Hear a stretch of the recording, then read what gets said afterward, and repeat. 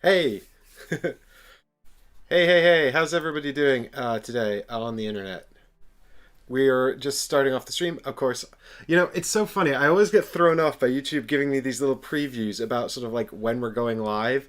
It's like it gives me this little preview, and then I press the go live button, and I'm never quite sure how much of the preview is going to be included in the actual video because it's definitely not quite right. Maybe it's something to do with latency. But anyway, we're back, and Chris and I are just getting set up with all the bits and pieces and paraphernalia um, for a rematch of Six Siege. We actually played last night as well, so this will be game number 3, sort of official whole game number 3, and we're going to try playing with the snapshot rule today, which is the optional rule where all of the agents enter Overwatch at the end of their activation. So what this should do is give you some more flexibility with the actions that you use during your turn, because it does seem to me that certainly Overwatch seems like a very strong contender for one of the best actions to choose. So, hey Difter, hey Heggers, let's bring Chris up. I'm gonna go and do this thing. Hey Chris, how you doing? Hello, hello everybody. I'm just literally fudging around with the app, which might mess up your lovely, carefully constructed views now when I share this with you. Yeah, we might have some some IT hiccups while we sort this out, but I'm sure all will be resolved in a moment. I'm And sharing it with you now. grand. We should be good. Yeah, Chris's face disappears for just a moment. No, Hopefully we can bring him back. There he is. Hey, I guess, hey, Difter, how's it going?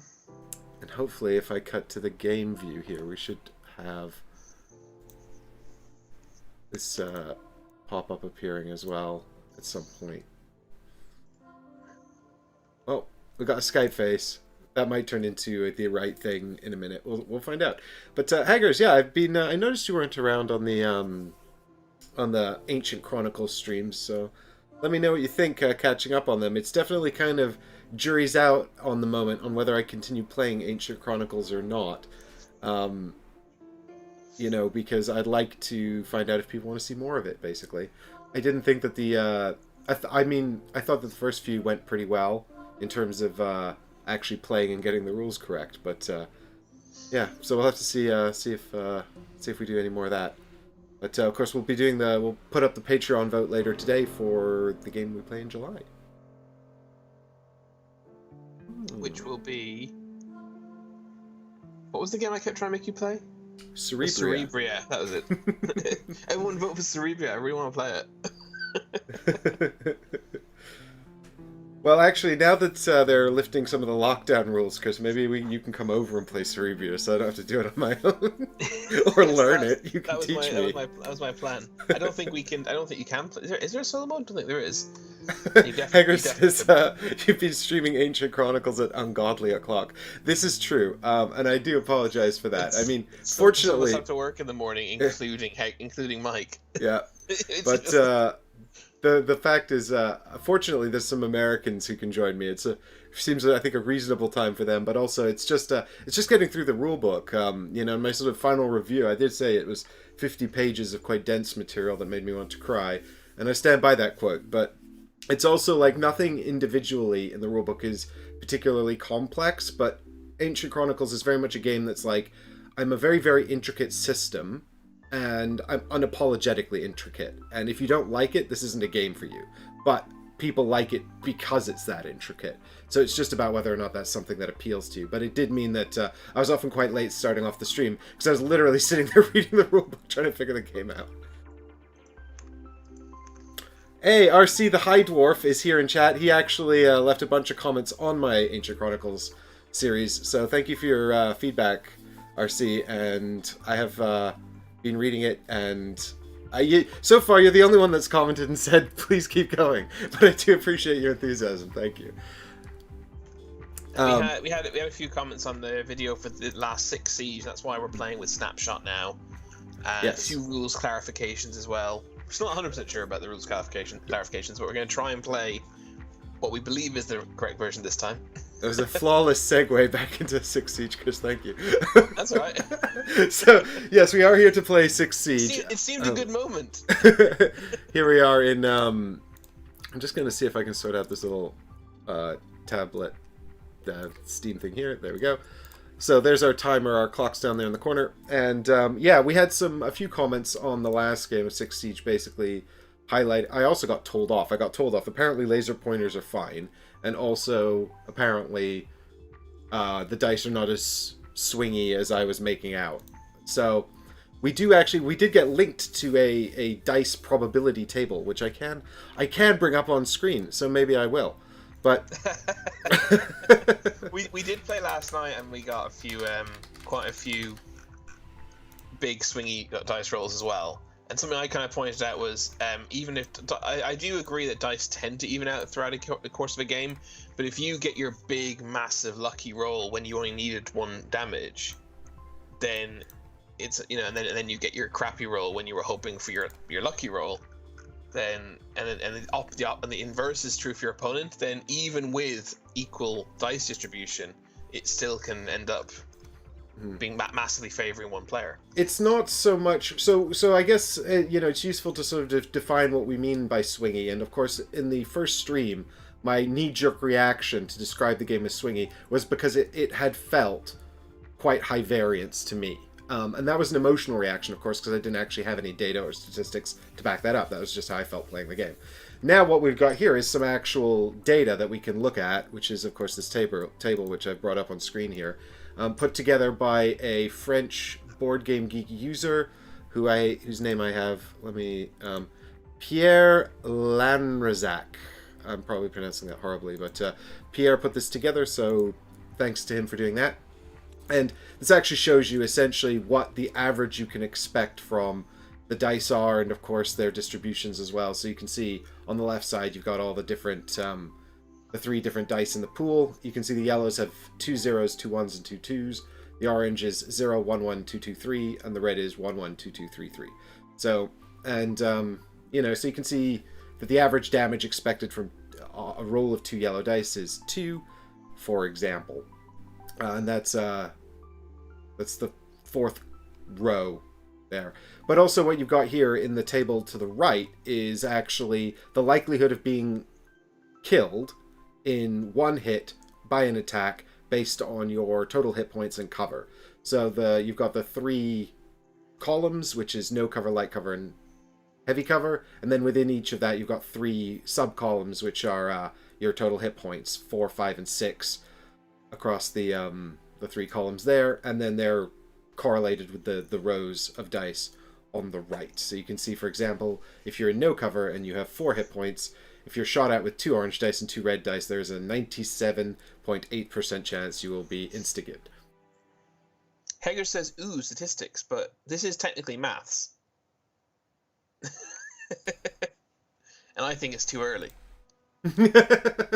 Statistics is a subgenre of math. This is true. It's too early for that. Is it a bit dark in here? Let me. I'm just gonna go turn on my other light. Hang on. I feel it's quite dark here as well, but I'm illuminated by the monitor. There we go. That's a bit better, isn't it? So, yeah. So I mean, I still stand by the. I mean, there's sort of. I mean, it's like there's the mathematical, there's the actual statistics, which is what we're looking at here, and then there's the sort of the emotional feeling during the game, right? And I think that's sort of what Chris is talking about as well when he says that, to a degree, it doesn't matter when you, it doesn't matter what, it's equally important when you get the lucky and unlucky rolls, and that's why the game gives you this 1 reroll. Although we did play with the 1 reroll last night, and it did turn out to be quite, it didn't feel quite right. The fact that you have to reroll the whole roll. It was sweet because it helped me and hindered you. Well, it turns out that if I have 2 red dice, my average number of hits would be 4. So I did roll exactly the average, and I re-rolled to try and get higher, and I got much lower. So yeah, maybe it was a bad time. But the red dice. But you were in dire straits at that point, and that's why you re-rolled it. Yeah, I mean, well, at that point, I had decided that it was worth conceding. So Chris had already made some silly moves to encourage me to keep playing. But it was sort of I was sort of poking and prodding at the game to sort of see where the boundaries were and things like that. I wanted to. I mean, what I wanted to do was sort of test the different ways to approach the game, and I didn't really learn a whole lot. What I learned was that, you can't all charge through one door. Yeah, I think so, but I don't know what I guess we'll try today is maybe a bit more of a slow approach, because the game has 6 rounds and we've never even come close. I think my tabletop simulator has crashed. Yes, it has. Okay, good. That's fine. We're still set up and ready to go. So I'll invite you back in, and I'll save the state. I'll save the state now. But yeah, so the game has 6 rounds. We've never even come close to using, I think we've ended each game after 2 or 3 rounds. So we've never come close to that. So it's possible that we're just very gung-ho. And so maybe... last night went on to round 4, I think. But that rounds 3 and 4 are both very quick. Yeah, I mean, I think the game was over before that. Yes. So Mike actually played the attackers last night. We're going back to me as the attackers today to try and give some consistency on the information we stream out. But yeah, I was thinking very much so. Mike went very gung ho last time, but not without care or strategy. There was a lot of there was still, even though everyone basically piled in one door, he basically he did take a lot of time and thought over it, and tried to take advantage of the fact that I'd left one route into a bomb with only one person defending it, but then basically couldn't kill that one guy, even with everyone attacking him. So he kind of got a bit of bad luck there. I think I will try and go for a slightly slow burn approach here. I think one of the lessons I've learned here over the course of our games of this is that essentially, I think confronting someone who's on Overwatch within their Overwatch parameter is essentially foolish.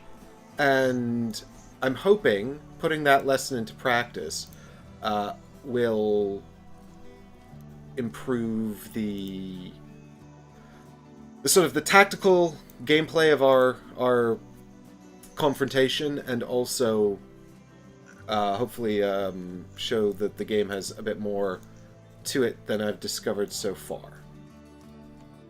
Or it'll feel less sort of dicey and less swingy. So, fingers crossed that's sort of the outcome here. It does. I mean, I'll tell you one other thing is that I sort of observed about that game.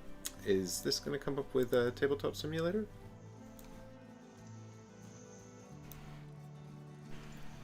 Is it?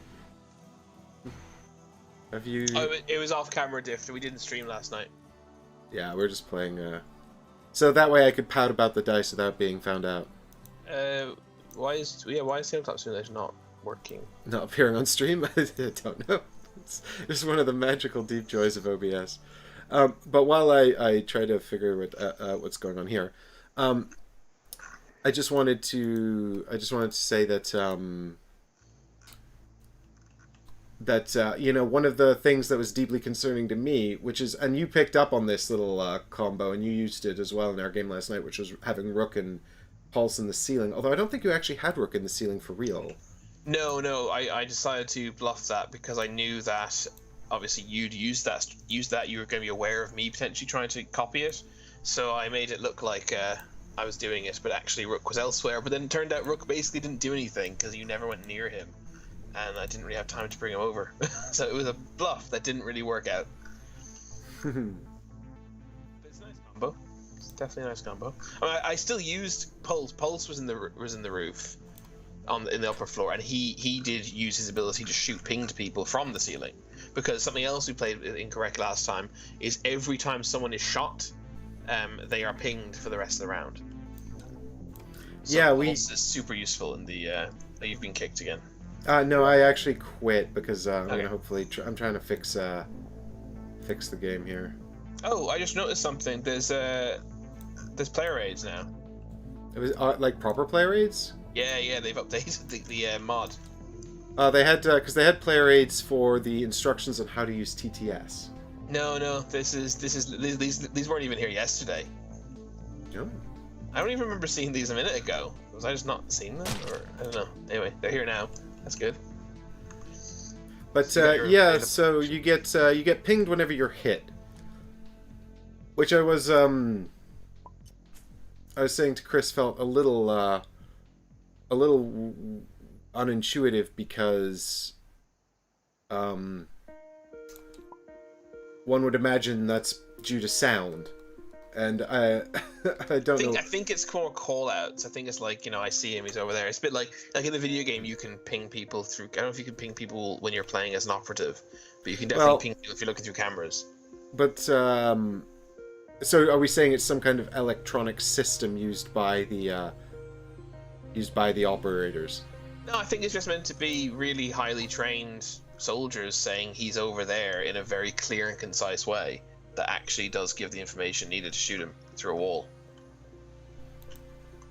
You know what I mean? Mm-hmm. I don't know. What we kind of mentioned as well is it kind of would make sense. It feels like a missed opportunity to not have included silencer weapons. Yeah. I don't know if this is the truth in real life, but silencers in video games traditionally decrease your maximum damage range, but silence your shots. And I kind of feel they could have had the option to have some characters have silenced weapons and therefore have reduced damage, but they don't ping themselves when they fire. But people with unsilenced weapons ping themselves when they fire. I think that would be quite. That seems like a missed opportunity. Perhaps it was play tested and deemed inoperable.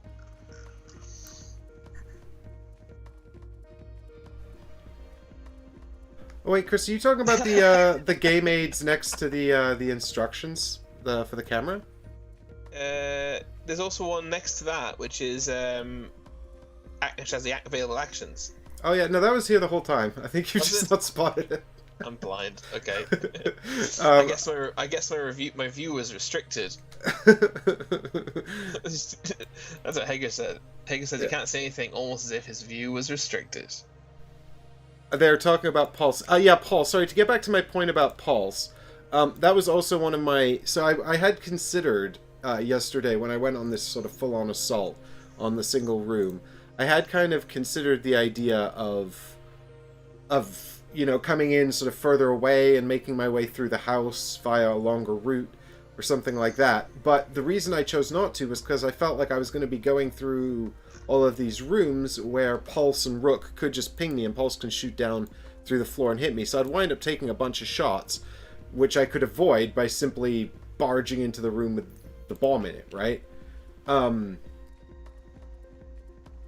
It didn't work out, but having Pulse on the upper level seems kind of like a no-brainer because he's so good being able to shoot down through the floor with his attack, and it could be extremely significant. Welcome to the Rainbow Six podcast, everybody. All right, I'm just gonna try and remove this. And then... Our viewer's second favorite podcast.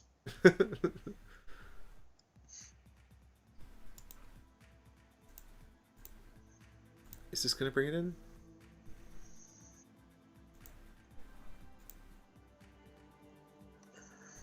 That's actually something I hadn't considered, which is that if I want to take a slow approach and you put Pulse and Rook in the ceiling, that's going to be a nightmare as well. Because what does Pulse? He shoots close range light protection. Yes, But you do have your shield bros. You've got 2 bros with shields, don't you? I do have shield. Yeah, but like you'll just shoot the other ones. Yeah, and the shield bros will survive, and all will be well. It is true. So, I mean, it's sort of, yeah, it's... The thing is, like, having seen these probabilities, I'm hardly reassured that... I mean, if anything, it reiterates the point that, it's fairly easy... It's easy to be insta-gibbed if you're not in cover, and... If you take a look at him, you can see here that even in light cover, there's... depending on the attack, of course, but there's a reasonable amount of chance here that you can just be blown up. So, or blown away. I mean, in heavy cover, unless you've got some of the more powerful attacks, it seems reasonably unlikely. Like someone with 2 red dice has a reasonable chance of blowing you up, but it's 40% if you're in medium cover against the highest attack. But then it also this goes down, as you can see, sort of if you have 6 hit points and take 1 or 2 damage, your chances of getting blown away then increase quite dramatically. So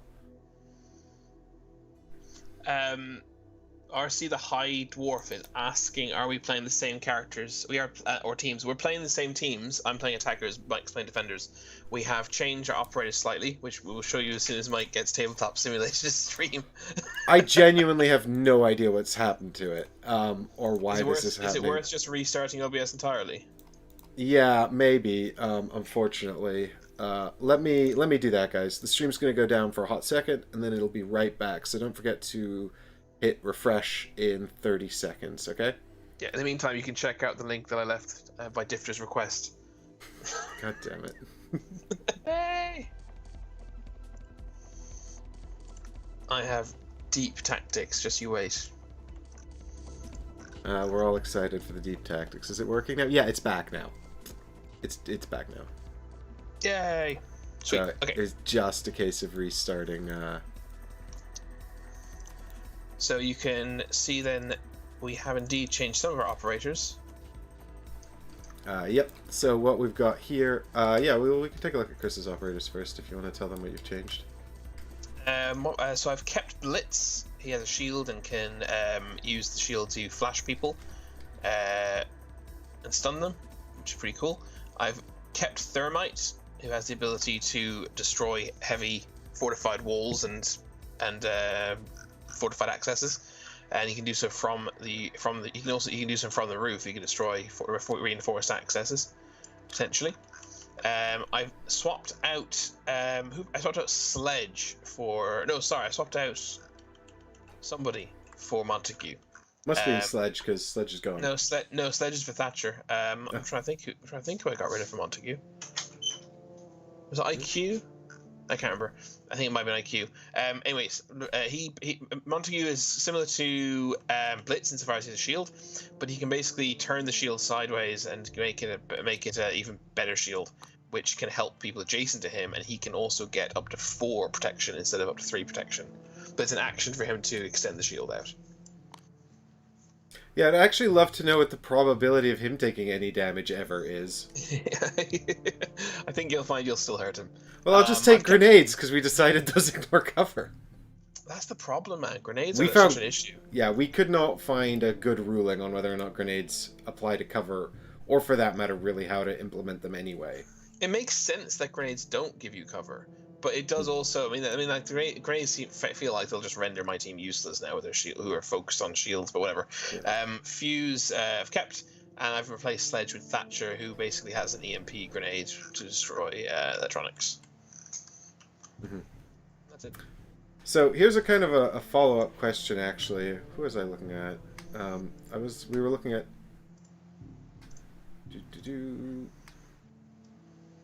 Oh yeah, it was Thermite. Let me bring our faces back here. So one of the things actually that we can't. Hello.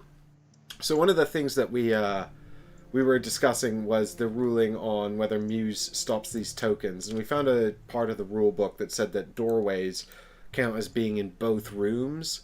So therefore, we it was sort of determined that if mute has a signal blocker in the room, then it would shut down all electronic devices, right? Yeah, that's what we're going with. Yeah. Which means that you can't use it.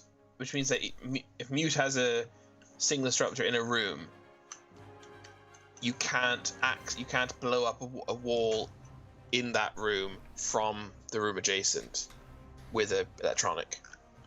Mm-hmm. You decide that targeting that wall counts as targeting that room, even though it's not clear in the rulebook. We have decided to go with that on this occasion. Yeah, I mean, and it could create some pretty tricky scenarios for Chris to try and get through, but I'm sure he'll figure it out. So, do you want to try talk through? Have you changed anyone in your team, or is your team the same? No, I do have. I swapped out. So I've still got Mute. Mute's still here with his devices that shut down electronic gadgets. I've got Rook here, the one who gives out armor packs. I've still got Doc for healing. I'm going to try to use him a bit more intelligently this time. I've got Pulse here with his cardiac sensor because we talked about that. That's extremely good. And now I've got Castle. Castle's new. And what Castle does is he has armor panels that are basically just barricades, but instead of being yellow, they're red. Yeah. I tried him out yesterday. You were obviously impressed with him. Yeah, I think so. Well, I'm not sure who I got rid of, but I think actually what I was also looking at was hit points. Basically, I didn't want anyone with 4 hit points on my team, and so now the only one I've got is Pulse because he's so good. But everyone else with 4 hit points is off the team because I hate it. Yeah, it's tough. So that's that pretty much.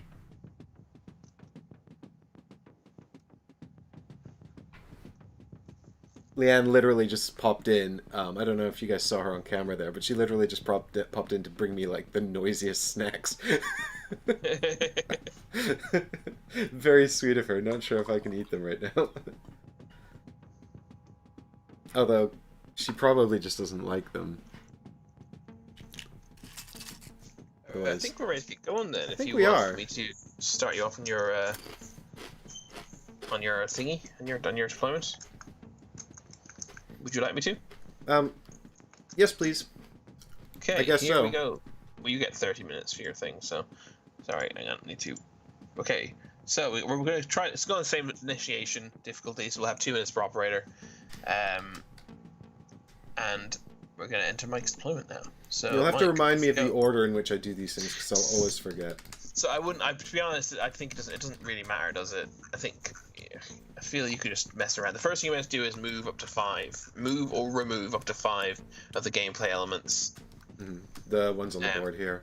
Yeah, but and then the next thing you do is you place your special Oh no, sorry. The first thing you have to do actually is you pick your 5 things. No, I haven't done that yet. Have you done it? We both have to do that first. I'll pause your timer. You could be super sporting now and not just take 3 nitro charges. Nitro cells. Yeah. How dare you suggest that taking these incredibly broken, weird weapons is unsporting? They are so good. It is. Well, are you going to take claymores, Chris? Are you? No, I'm not. You're not? Well, actually, I wasn't actually. I'm literally about to spend my last one, and I wasn't going to take a claymore. And I'm just wondering now, do I want to take one?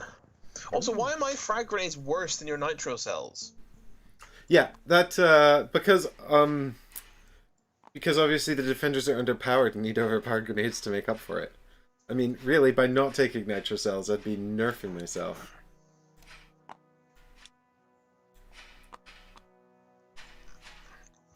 Also, I took 1 claymore last time, and you took claymore last time, and I just walked into it. I took 2 claymores. Oh, did you? I'm already done now, so I'm looking at what you're picking. There we go. I took 1 nitro cell. I felt like that's a sporting compromise. I thought 2 would have been a sporting compromise. 3 would be perfectly legitimate. I just didn't want it. I was just hoping to guilt you into not taking 3. What do impact grenades do? They just blow up stuff. Okay. So I guess if you place like something, and so Better make that 1 grenade count. Chris has got a drone, a smoke grenade. Oh no, you can't use the smoke grenades, Chris, because the overlays are stupid and broken in this mod. It's just so I can potentially run into a room that you're overwatching. That's the only reason I want it. You know, that kind of thing. Oh, that's alright. You can use the stun grenades for that. I'm not going to roll 2 yellow dice like you do. Let's go the dice rolling. Get your t-shirts now. Ready to say play store. Hello, Skimble. Oh, I'm gonna start your timer again. Yes, the first thing you do is move 5 things. Then you're meant to deploy your bulletproof cameras and stuff. But it doesn't really matter what order you do that in, does it? If you do it all together, you'll be able to visualize it better. That's what I did yesterday. Timer is running now. It should be anyway. It's running on my screen.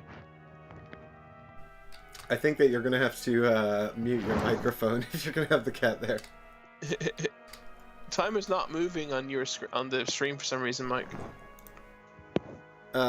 No, I don't see it moving either. I think it's because you have to attach it to the thing you're focused on.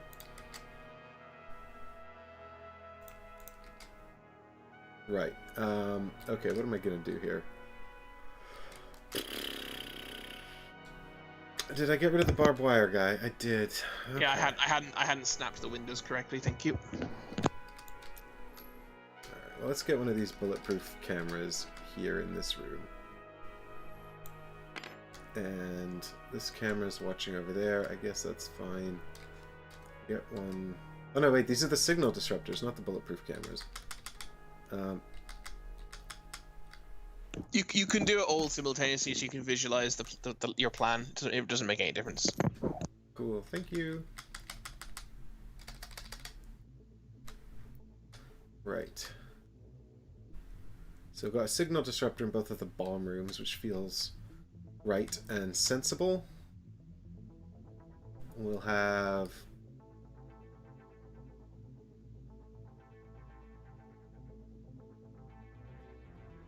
I guess we'll have one...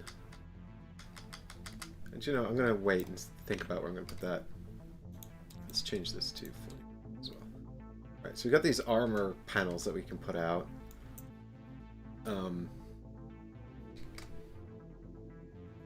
We get 2 of these, and they're just like better versions of red blockers. So I think let's drop one down here.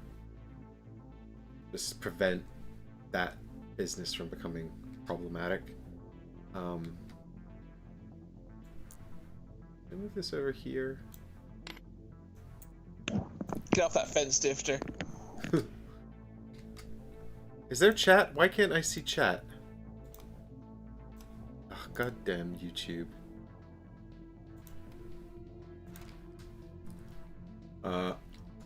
And then... So I haven't moved any of the actual game elements yet. Maybe we move this one in here? Because that's basically kind of just blocked now. I don't think Chris can come through here because of the signal disruptor.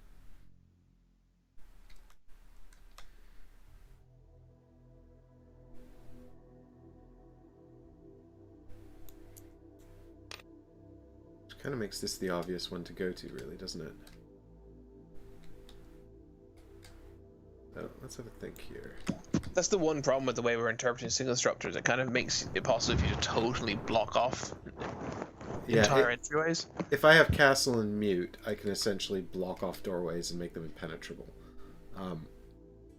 But perhaps this... well, there are ways around it. You'd have to come in through another door and then...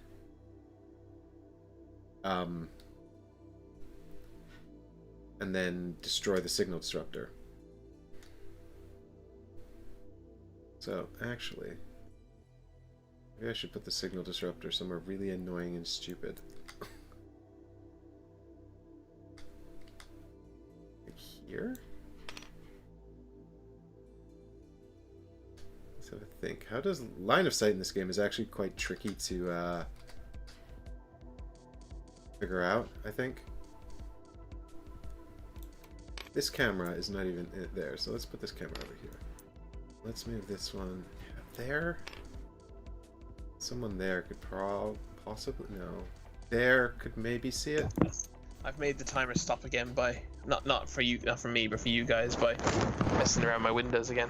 Has that fixed it? Yeah, okay, it's fixed. So far I've moved... I'll put this camera back. So far I've moved one game element, which was the barricade up here.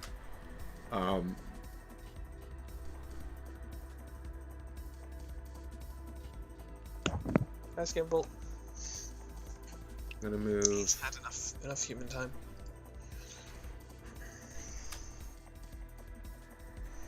He's like, I'm tired of it. Porno cat? Why porno cat? Because he's showing his butt. Oh, sorry. Show butt, please. He was just being cuddly. He likes to be cuddly. I've got 3 bulletproof cameras as well. Where are those? Just gonna look at the rules now. Make sure we haven't forgotten a step. Reposition up to 5 things. Place your special gadgets that are from your operators. Place any deployable shields or bulletproof cameras, and then place your 10 tokens. Yeah, that's it. I don't know why they give you like 2 minutes per operator, but then give you 30 minutes for setup. It's insane. Yeah, I suppose it's important to have the setup. I took my time last night, and I still had it done in about 12 or 13 minutes. It took ages. Don't listen to him. It did take ages. 12 or 13 minutes. Maybe it's 15. It wasn't anything more than that.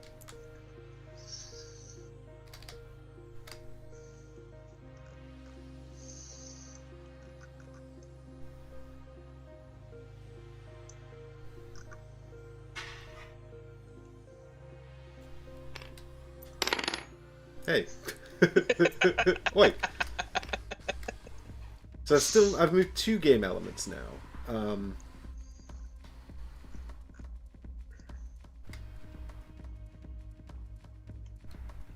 Let's have a think. I got 3 more game elements that I can move.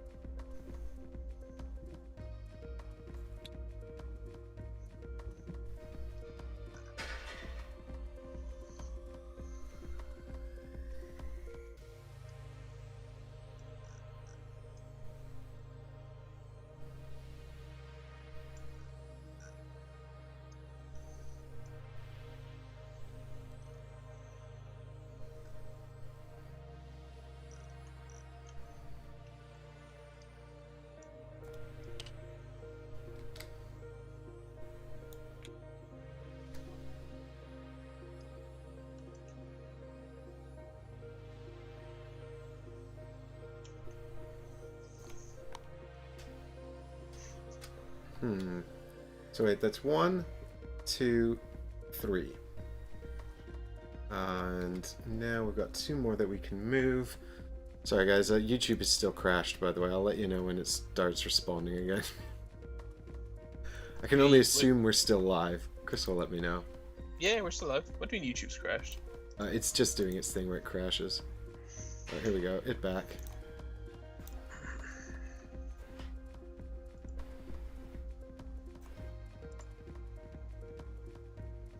Alright, so 2 more things to move. If you want to.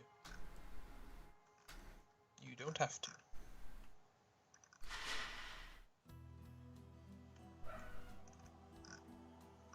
I like how there isn't a door at the bottom of the stairs here.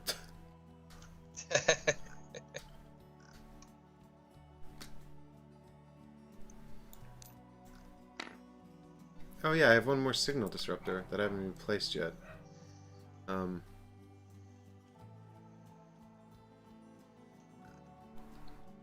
mean, I guess I'm going to put it in this room here, because this just seems like the appropriate place for it.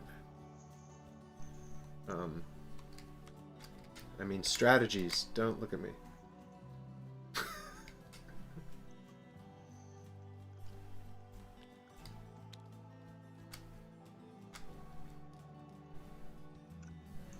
This door seems silly here. So this is going to be maybe element number 4 of what we move.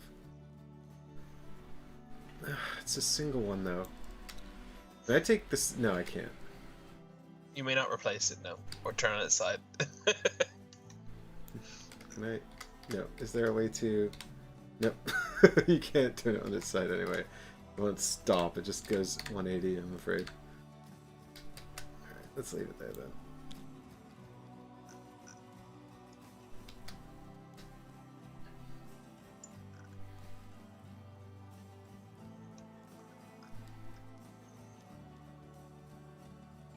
So I kind of changed my mind about this. Let's put it over here. So I've still got 2 to move.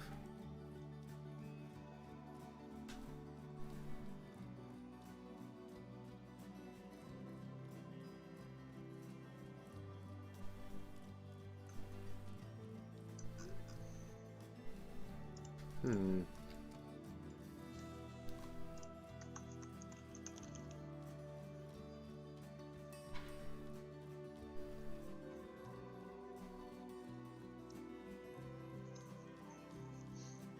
And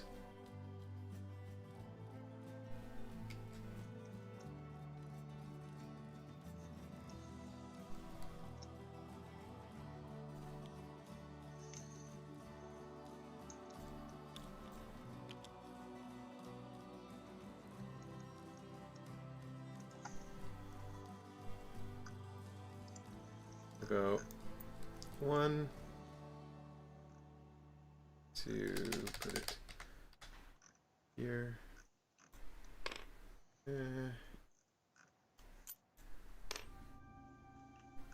Does this person have line of sight to that square to shoot this camera? I guess so. Which way? Which one? Which way? Sorry. I'm wondering if someone was positioned in this square here. Could Yeah, they see well, that this camera? does the camera? Presumably, the camera doesn't count as in this space, like adjacent to this space. Yeah, because I mean, it's definitely a one-sided token, right? Like, otherwise, Yeah. I guess. But I guess, but he can see this space it's adjacent Well, to. it's got to be in a space, right? Because we don't measure line of sight to walls. Exactly. So I would interpret that he can shoot the camera because he can see that. Yeah, me too. I still find this being traversable kind of crazy. I guess we just have to imagine they jump up and vault over the railing. Yeah. This yeah, space that's okay. here. Oh. Yeah, I'm okay with that. There seems to be more restrictive things that they can't do. Yeah. Like jump over this desk. Oh no, they can actually. But can, that it just takes costs an that extra costs 2 movement, and this doesn't. Yeah, but it's like a railing. It's just like a little wah. Yeah, but if you look, this is definitely like a lower level, right? Because it stares down, isn't it? Yeah, yeah. And then also, how are there stairs? I don't know. Up. What I got 2 more to move, so let's put this up here actually. Which means that basically these are now pointless. I'm gonna get a drink while you're finishing up your placements. Almost done, but I guess I have to deploy the dudes now as well. Yeah, for it, dude. And it'll be easier for me to be secret if I'm not here. I'll get someone else to watch. BRB. Cool. Chris is off, so now we can talk freely, guys. I don't know what we're talking about. I'm going to give this plate to Doc. I'm doing this out of order. I'm going to give 1 to Pulse, because 4 hit points sucks. And I'll give 1 to... Maybe I'll give 1 to Rook, because 7 armor seems outrageous. I mean, other than... He doesn't do a whole lot of damage, though. Mute does a lot of damage. So maybe let's give 1 to Mute. Mute's gross. Okay, so...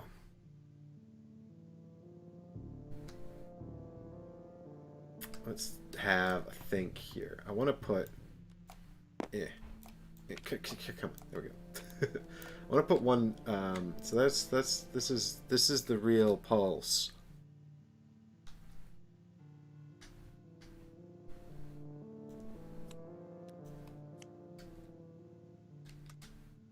And I guess I'll put him here. Does this feel like a good bluff? I guess so. Oh my god, I've almost used half my time, folks.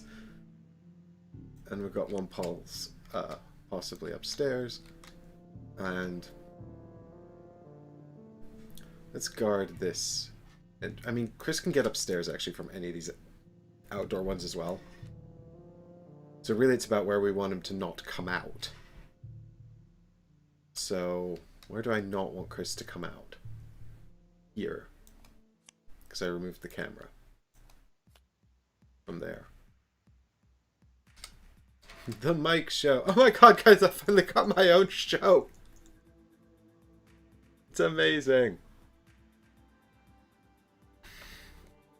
I'm gonna call okay, chat, don't get me banned from YouTube, but also, what is Skimble's porn cat name?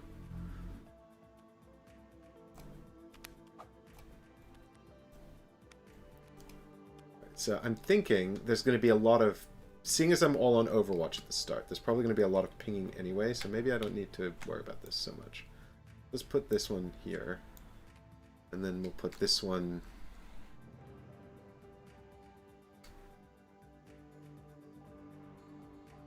Man, I kind of wish I'd taken one of those deployable shields, actually.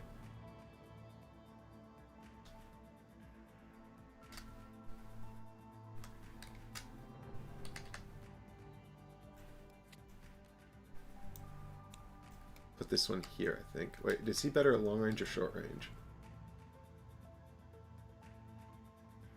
Short range, so... there is good, yeah. Although, actually, what about this? This is hugely breachable and problematic.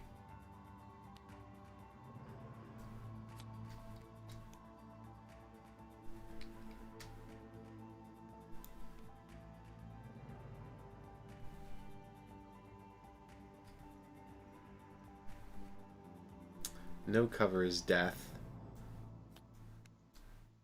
But I can just see Chris come, blast that, run in here, blast that, run in here, kill this guy. So that's not really a reasonable starting place.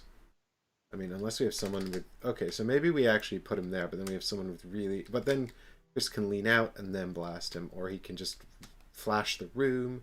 So we kind of need to have them not all in the same room either.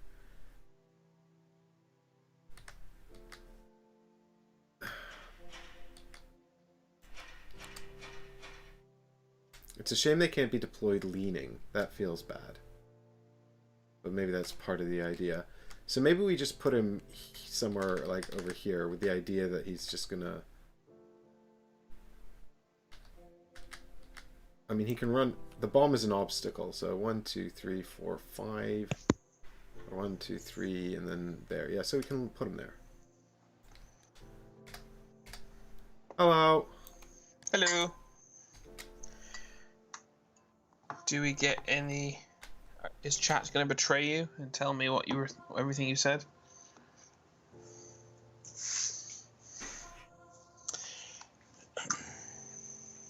Pulse is better at medium range. Maybe put him in a pink room behind corner, overlooking the right bomb. Oh right, I wasn't meant to be reading that. Message retracted. Thanks, RC. I appreciate your diligence there. You've got very good news for the Haver, and the good news is, which room is pink? You'll never know, Chris. I genuinely don't know. Is this the pink room? Maybe. It doesn't look pink to me, but it's the only one that I could possibly understand being called pink.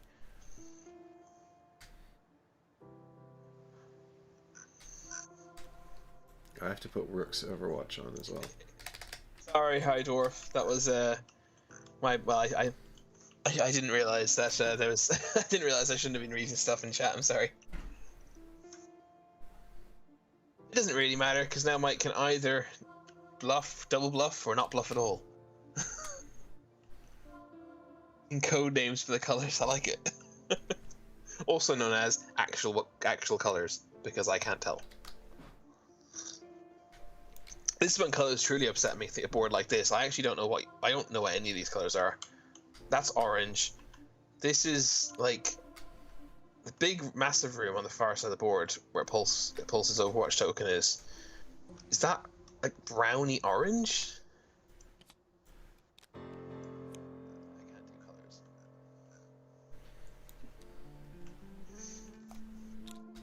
I mean, I'm thinking about it. I kind of have to deploy these folks in places where they're just not going to get killed immediately.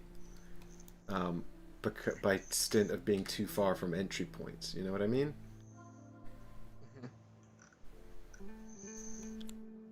I feel the game must be hard to play for colorblind people. Many samey colors and differentiation by color. There are a lot of samey colors, but the colors that are used to differentiate aren't too bad.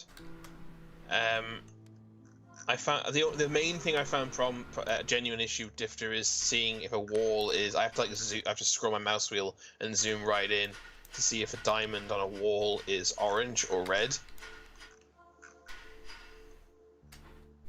Actually fell foul of that in our last game. But actually, I just noticed now there is a slight difference in the wall is the arch of the wall is slightly different. They got two parallel lines for the red walls, whereas you've got a kind of mesh effect for the orange walls. Yeah, you guys can see here the straight through on that one, and then this is slightly darker on the outside, and yeah, sort of diamonded on the inside. So, but it still can be. I can still make that mistake, you know, if I'm not being diligent. But yeah, hopefully they'll fix it for release. We shall see.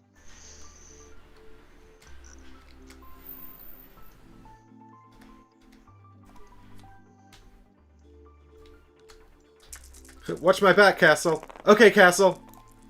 Are the castles back to back?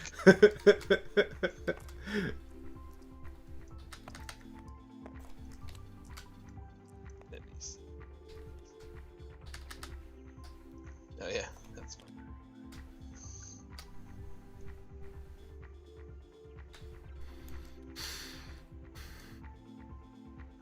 Yeah, number of diamonds could be number of diamonds in addition to the color. Yeah, 1 yellow, 2 orange, and 3 red. That would be massively helpful. I mean, then people who see a monochrome would be able to manage it, you know.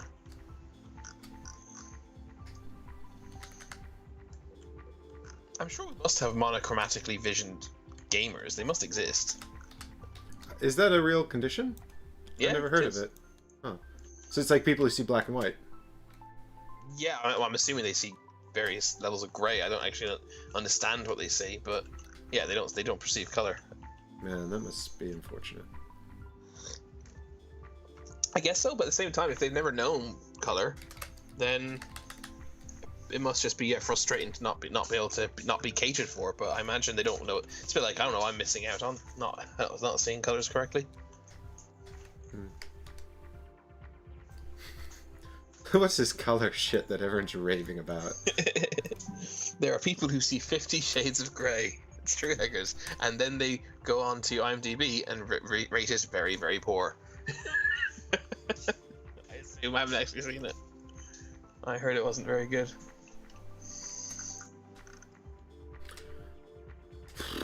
Okay, I think I'm,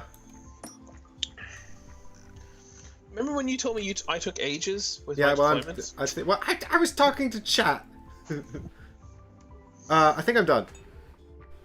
Okay, I'm going to give you 5 seconds, and then I'm going to hit done, and you can't go back. Fine. Let's just play.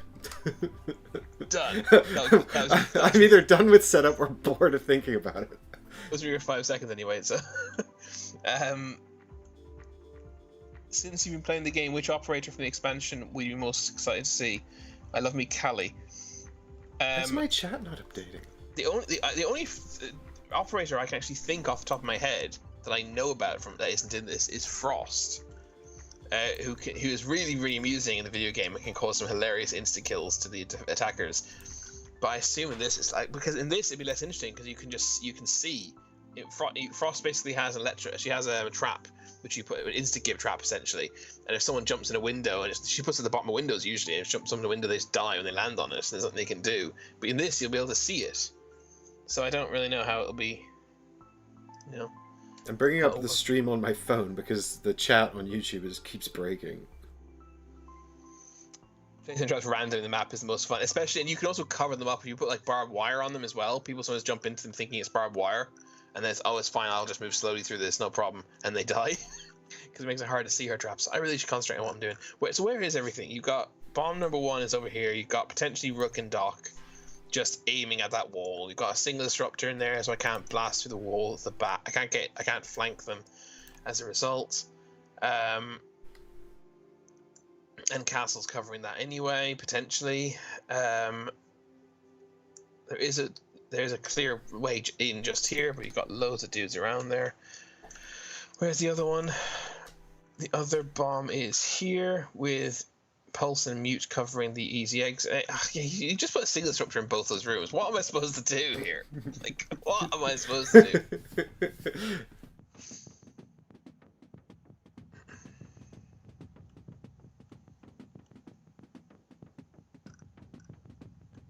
Well, what I wanted, Chris, was to create a challenging puzzle for you to solve. Yeah, that you have done. That you have done. It's all right. It'll all fall apart when I have to start rolling dice. Oh, good. I'm pleased to hear you say that. So I was thinking of just kind of come in really slow, like maybe way over here somewhere. Because you've left this wide open. That's the one thing you've done. You've kind of given me an easy way in here. Yeah, go for it, man. But then, like, what do I do at that point? I get to this door and I can't come through it. Yep. I mean, you just have to go around some other way. I can kill Doc here if he's there, but then I still can't break this wall. Those things. You can break that wall, can't you? No, because a single disruptor. Oh, with somebody with the right destruction level, I could potentially, yeah. Yeah. Do you have an orange destroy that? I do, yeah. Thermite. Yeah, so Thermite could do it, yeah. Oh, great! I've got one way in. That's clear. I mean, that's. Yeah, you can come in this way too. With the barbed wire, yep. And this way, actually. You've I got hear loads you, of bro. ways in. Oh, Loads of options. Oh, shut up. Sir Reasoner says this is why you need Hibana on your team, and Difter, as usual, is causing trouble. Got my eyes on you, Difter. What does Hibana do? I don't know. I can't remember Hibana. You deleted all of them. No, I can't check. Remember Hibana. Right. I do have a vague plan, but the problem is it's complete. Your whole mute signal disruptor bull has like forced me to like not do the thing I was going to do, which was a slow and steady approach.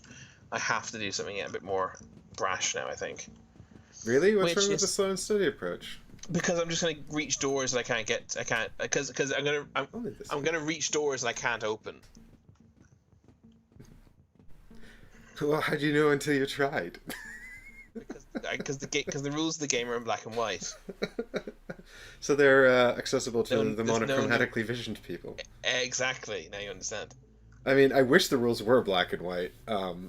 We've made them black and white by agreeing on interpretations. Well, yeah, it's just easier, right? Well, it's essential, quite frankly. God.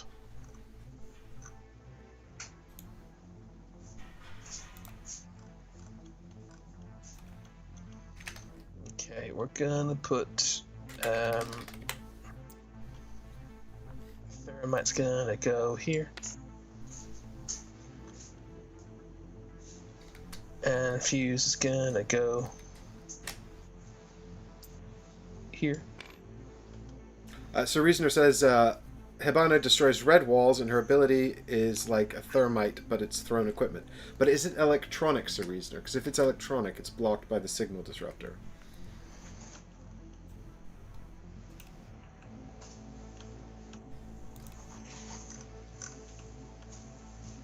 My computer seems to be having a bad time with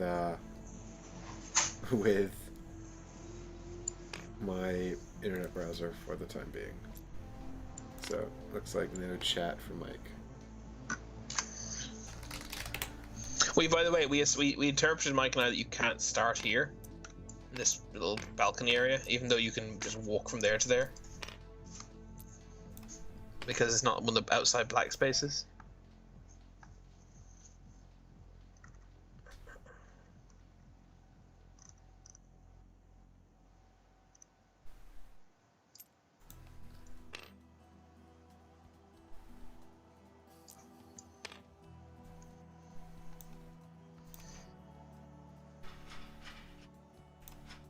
This was agreed upon. This feels like I feel like I'm doing a very similar thing to what you did now. Yeah, but it worked out quite well I mean, I'm hoping it will work out the same way for you as it worked out for me, but I'm not 100% sure if it will. We'll have to find out, I suppose. Alright, I got chat back on my computer, so I don't have to keep looking down at my phone. Let's hopefully they'll sort things out. Alright, wow, yeah, just everyone comes in this room. Well, the good news is, Chris, I have a lot less thermite grenades than you had. I only had 2, didn't I? No, I think you had 3. Did I have 3? I mean, honestly, I don't know why... sorry, not thermite. Nitro cells. I don't know why you wouldn't just take 3 nitro cells, quite frankly. They're stupid. Ridiculously overpowered. Oh, why didn't you? What a fool I was. Yeah, what a fool. I'm pretty sure Mute can Overwatch over here as well. Mm-hmm. Even though, which is, I think their 180 vision spreading infinitely into left and right is a bit silly. Now, haven't you ever been on Possibly. Overwatch, Chris? You know you Yeah, can you're see looking for straight. miles. Yeah, you're looking straight ahead. You're actually your peripheral vision, if anything, goes a little bit. I've done it in this video game. Let me just. I've got a couple of minutes left. Let me just make sure I'm actually happy with this because I'm not sure I am. I really wanted to go for a slow and steady approach, but this plan just seems better.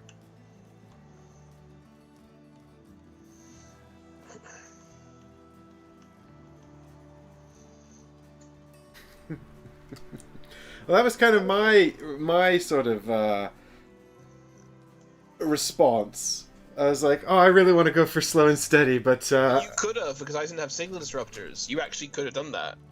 You chose not to. I literally yeah, but can't why get would I in. spend like 3 or 4 rounds wandering through the house, getting shot at through the ceiling by pulse when I could just come in one way? Well, I had to deal with that. You have a plan to deal with that? And to walk through the house anyway. Oh. But okay, but I'm gonna go with it. Okay, I'm gonna go with this. All right, ready to go to the next round? Sure. I mean, it's Actually, actually on you, so I don't have any yeah, choice in the just making sure you're happy. I'm just checking something quickly. I'm super happy. Couldn't be happier. Oh fuck! If I misread that entirely. What's that? I did misread an important bit, but it doesn't matter because it falls in my favor anyway. It would have been ridiculous actually otherwise, frankly. All right, let's go. Here we go. Right. Start of game. Okay, fuse. Activate fuse. He's moving 1 to here. He's moving 2 to here. I think he has to be there. Yeah, and he's going to target this space adjacent to me through the barrier with his pause to resolve the effect of the APM 6. Everything in there that's yellow, every yellow gadget is destroyed. This is not an electronic. Well, I mean, they are electronics, but... Oh, fuck off. I spent this entire plan around the fact that they weren't electronic because the fucking symbol's up here and I didn't see that. Do you want to change it? Yes, so I changed my entire deployment. Okay. That's insane. I mean... Oh my god, that's so what? Well, are you deploying them? What are you trying to do? What? Are you deploying them What in can the I do? room? Yeah. What can I do then with these mute things? These mute things are actually impossible. I can't destroy them. I mean, you can just shoot them, but you have to have line of sight to them with an actual person. Yeah, So you can't really destroy them safely, I guess. You basically you can't destroy them by being shot and not. You can't do anything about them. They're insane. Hager says sad trombone noise. One of these days, I'm actually going to find one. They are officially overpowered for this game. They are absolutely broken. You cannot deal with them because they make it impossible to get into rooms. It kind of it comes back to the old. I think I was talking about this on the Ancient Chronicles stream the other day, where it's kind of like things that shut stuff down are generally not very much fun. You know, it's not very fun to have your abilities and your powers taken away, right? That's probably a reasonable.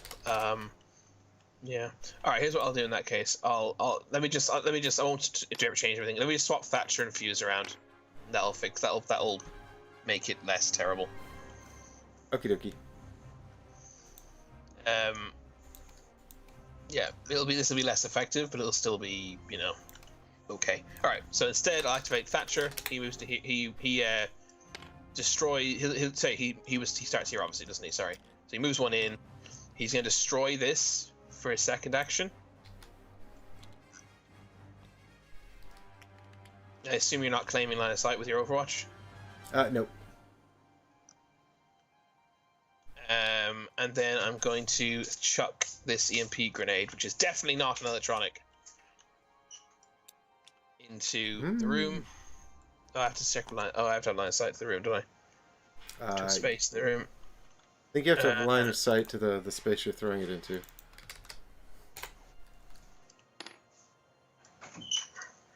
So hang on, for this then, how does it work? Because there's no challenge system in place for this. Do I just check? There's no challenge system in place for checking line of sight for a gadget. Right. Well, then I guess we just check. I have to move it first. Yeah, you can see it. Very good. Oops. So he chucks it there. Every electronic in there is disabled, including the disruptor. Cool. The thermite thing would have also destroyed the barbed wire, but whatever. All right.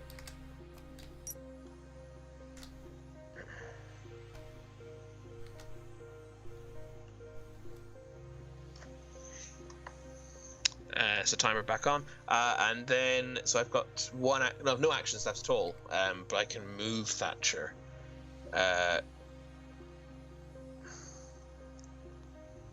Thatcher is going to move to here. Hello again, Skimble.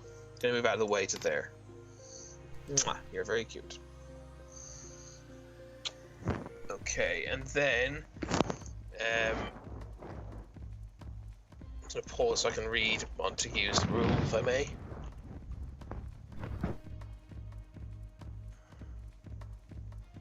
Okay, cool. Yeah. So Montague's gonna go 1. He's gonna lean for 2. So I'm pausing. Uh-oh, I think my tabletop simulator has crashed. Go ahead and pause your timer there. I've just paused anyway because we need to resolve whether or not people on Overwatch are real people.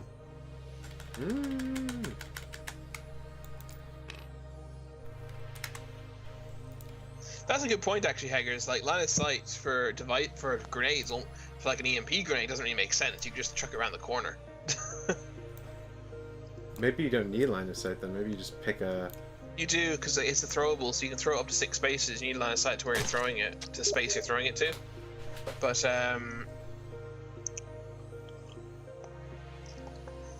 well, luckily it didn't matter because I had the line of sight in this instance, but still. Yeah. Okay, Good. well, I'm back in the game now. Cool. So Montague is leaning in. So Pulse can definitely needs to reveal, and Mute, I assume, also needs to reveal. Yeah. So I think... Blam! Oh, Pulse wasn't there. Oh. What a shame. Aha! Yay. I assumed he was in the roof, but he might not have been. But Mute is definitely there. So does that mean we can reveal this is Pulse? Okay, well, maybe it's not necessary. I don't know. Yeah.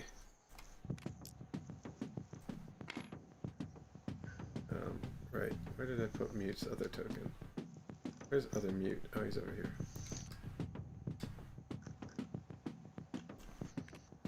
Okie dokie. Oh, and I need the Overwatch thing back. Yeah. Well, you shoot me now because I've moved. This counts as a movement into your line of sight. So is this range 3? Yes, it is.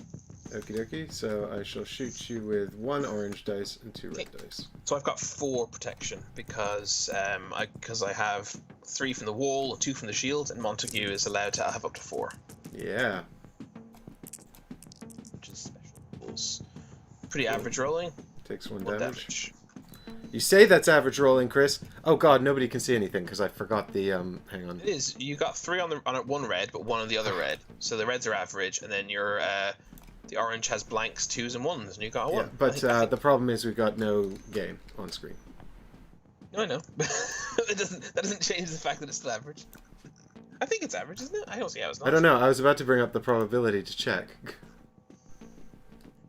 I think the average is 2 and the variance is 0.8. So while neither of the dice are average results, the average obviously the probability of their results and the outcome is different, right? Well, yeah, that's what I was saying. You got a 3 red and a 1 red. That equals the equivalent of 2 2s, which is average. Well, I mean there is no yes. The probability of any given result is equal on the red dice. So, but the average result is 2 hits, I think. Precisely. But for an orange and 2 reds, the average number of damages is 5.5. So This is So pretty much... It was rounded against you on this occasion. It was rounded against me. The bad, terrible luck begins. I'm gonna moan the whole time. And rather wonderfully, I can now shoot you and you'll have no protection. Great. Is that mute, is it? Yeah. That's 6 health. Yeah, I don't know why I put him there. Montague also... Montague has pretty rubbish close range, but luckily I will get the 2 red dice because you got no cover. So, 2 red dice coming up. No mitigation. So, whenever I roll this damage... This is... Oh, sorry. Well, I didn't set a timer, but I guess it doesn't matter because I'm just going straight into my own rolling. 4. Okay. It looks for a minute like it was going to be 2, then it looks like it was going to be 6. And it landed on the average. You can also return fire. Overwatch.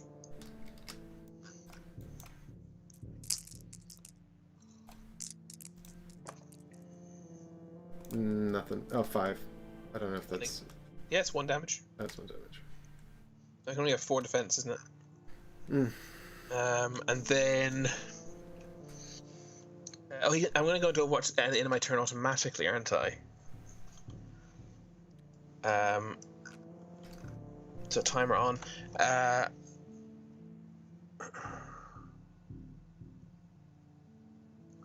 can't perform the shoot. Oh, Okay, rules clarification, pausing. So it says while the rock is activated, oh, it's not Montague after all, it's Montagna actually. Montagna has heavy protection but cannot perform the shoot action.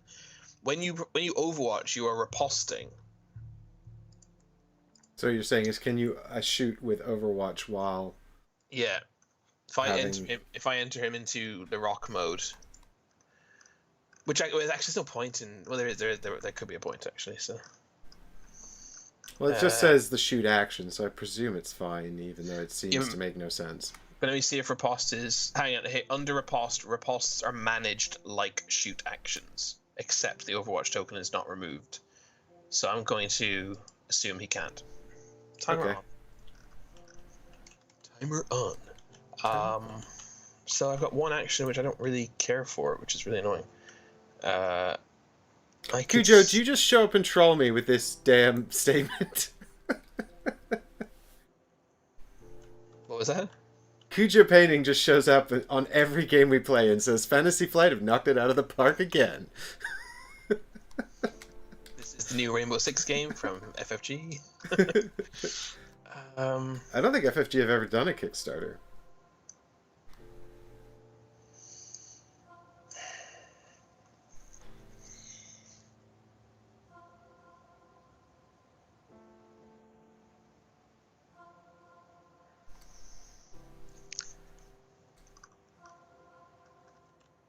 Part of me wants to kill Mute before he can do anything too serious to me.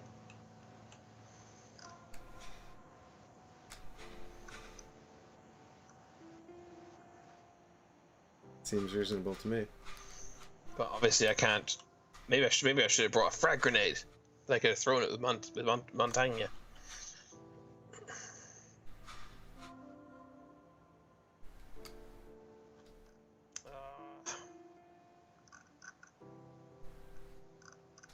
He's just gonna have to waste his last action. So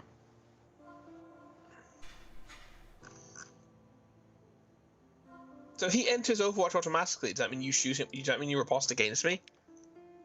Oh, I have no idea. Oh, God. Snapshot module. In the snapshot module, Overwatch is performed automatically and the Overwatch action is not used. This gives attackers more margin for maneuver, while also making things easier for defenders who might use the actions, thus save to hide, for example. Play the game without Overwatch markers. Oh.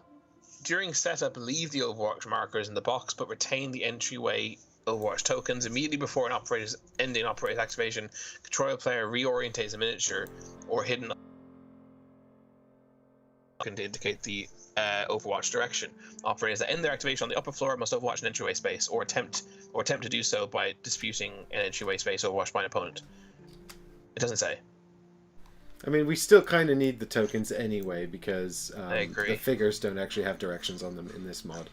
Yeah. I mean, you could indicate it by using their white side or something to show they're facing, but I I personally don't think it's remotely fair if you get to riposte against a forced Overwatch.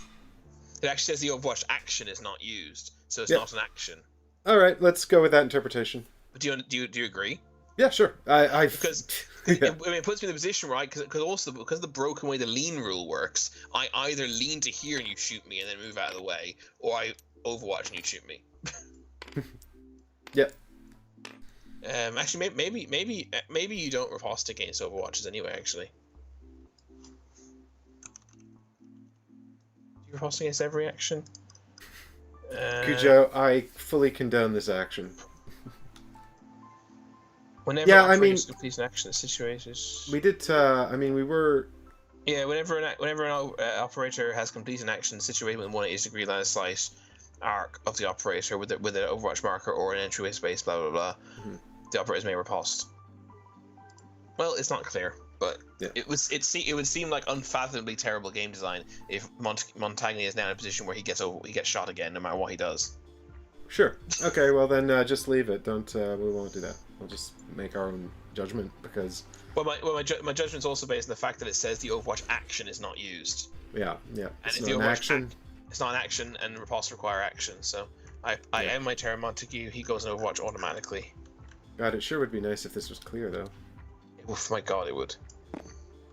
You have to be really rules lawyery and be like, rules is written, because otherwise you don't get anywhere. So he'll go, Blitz will move to here, and he'll also lean in. Oh, he's gonna get shot. He is indeed. He only has 3 defense, not 4, and he only has 5 health, not 6. So this might go wrong. I doubt. I think it'll be alright. What range is it? 3, I assume again. Yeah, 3.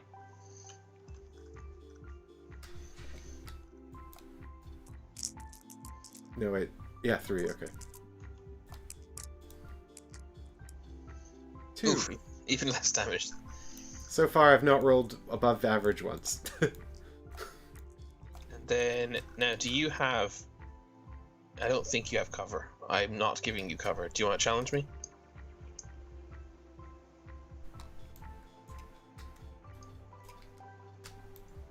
I'm shooting you, by the way. No, that's fine. 3 yellow and an orange, is it? Yep.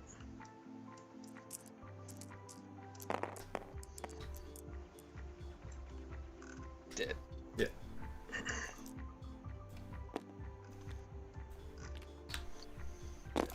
And then he will. Do you have anything? Oh, you've nothing left. You've nothing left in there in terms of electronics.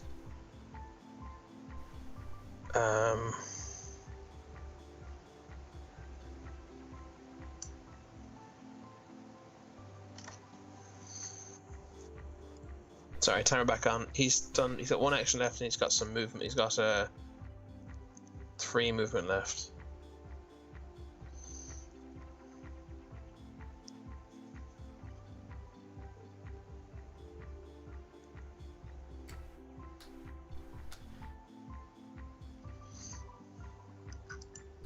He will. Should Montan and Blitz both be pinged? Yes, they should be. I remembered. That might be a reason not to go in there, actually. I was considering going in, but I guess I won't.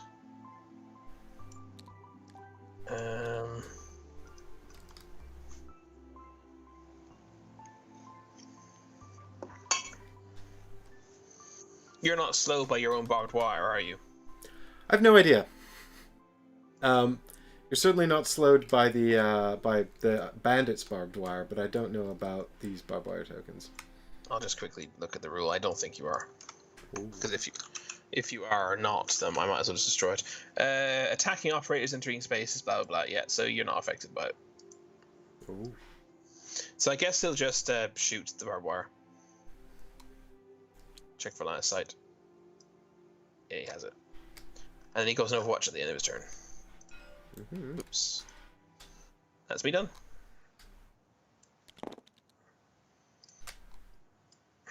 Over to you. Okie dokie.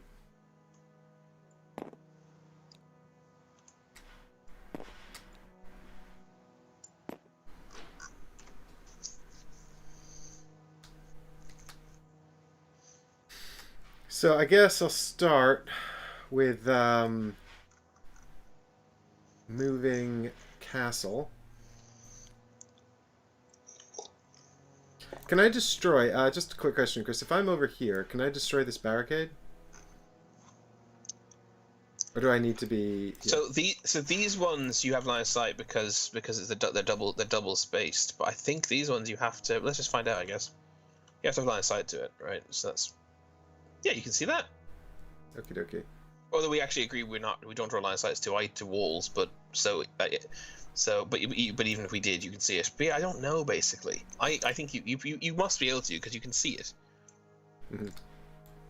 And again, it makes no sense that your operatives like stand in front of it and go. Well, it does talk about adjacency being diagonal, possibly. Yeah, exactly. Yeah. So so you can go for it. Okay, so yeah, what I'm gonna do then is I'm gonna go 1, 2 to here. Mm-hmm. And I suppose if I'm going to be taking actions and stuff, I probably should reveal these tokens, right? Well, the destruction action requires reveal. So yeah, so that's not castle. So this is castle. Mm-hmm. I'll just leave that there for a moment. So I've gone 2 spaces, and then what I'm going to do, I think, is I'm going to lean in front of the obstacle actually anyway. Okay. Actually, is that the right spot to lean in? Let me think here. Which side do I want to lean from? Actually, do you know what? I think I want to go. I think I want to lean in from this side. Okay. So that's still you move 2 spaces. Yeah, because you can move there. Yeah, that's fine. Although actually, then a fuse could probably just shoot me in the back. Oh, it doesn't matter. Actually, he's gonna be able to see me quite easily from both sides, really. Yeah. So let's lean in from there.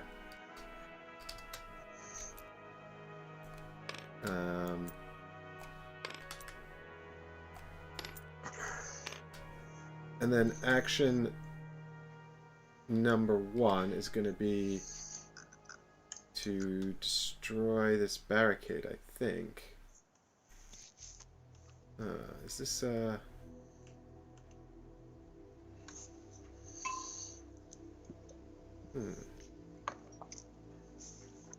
Okay, sure, we'll destroy the barricade. I guess a bunch of people get to shoot me now? I don't think they can see you. Seems reasonable. I suppose if you checked, maybe I'd challenge you and just give up a bunch of my time. Already lost a guy. I'm not gonna claim that I can see you. I don't think.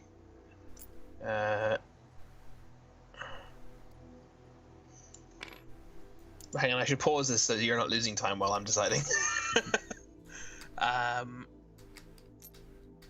don't. No, it's gonna go through that wall. Yeah, I can't see you. Time on. Okay. So I think I'll just end his turn there with him going on to Overwatch. Mm-hmm. Automatically. Yep. And then I think...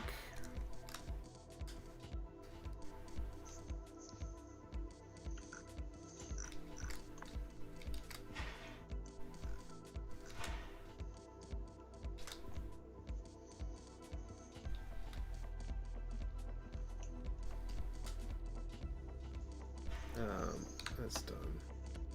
That's done. I think then I'm going to move Rook. He'll go 1, 2 here onto the bomb, 3, 4 over to here, and 5. So the bomb takes an addition. It's an obstacle, so it takes 1, 2, 3 to.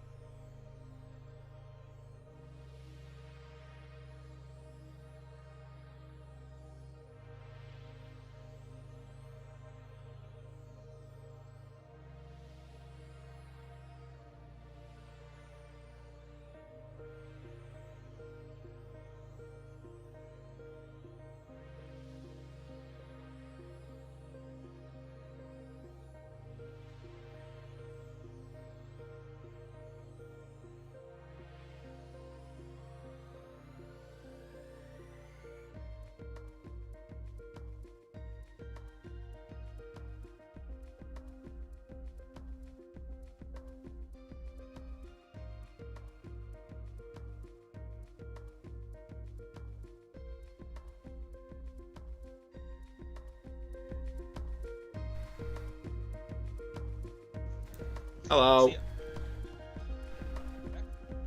I think we're back. Hey. Hey.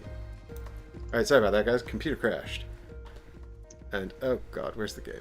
Please have the game. Yeah, there we go. Okay, great. Can you guys see the time? I don't know. I can't actually tell. Well, it's paused right now. It's paused at the current time. I left it running for 2.5 minutes by mistake, so Mike gets 2.5 minutes more than he's meant to have. I got a little bit of overtime. Or not more he's meant. Yeah. So, remind me again, what's going on here? I gotta go 1, 2... You were moving Rook, but was it Rook? You were moving someone. Yeah, I was moving Rook, and he was going 1, 2 over here, and That's actually 3. That's actually 2, 3. So that's 1 to move into the space, 2, 3. Yeah. Because it's a bomb. But then it's quicker to go like 1, 2. No, you started 3. here. No, You started here. That's your problem. No, I started here. Oh, okay. I was next to Doc watching the door. Okay. Yes, it's 1, 2, 3. 1, 2, 3, 4 here, and then 5 to lean out. Uh-huh. And then I'm just gonna stay here on Overwatch automatically. You're protecting castle with fuse. Mm-hmm. And let's have a look here. So that's 2 that I've activated. So I think I will call it a day there. Back to you. Okay. Back to me. So I have... Hang on, fuse is gone. No, Blitz is gone. Montagne, yeah, it's gone. So I've got fuse and thermite.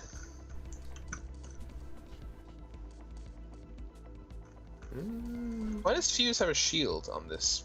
I was looking at that. I was like, does he have a shield? Doesn't know. I'm not sure why he has it there. Well, he has one here as well. You can kind of see it off on the... Maybe it's just something behind him. I don't know. Definitely doesn't have a shield in the game. In the video game. Definitely. Well, he does. The art's the same as the art in his card, so definitely. I mean, can you swap your loadouts?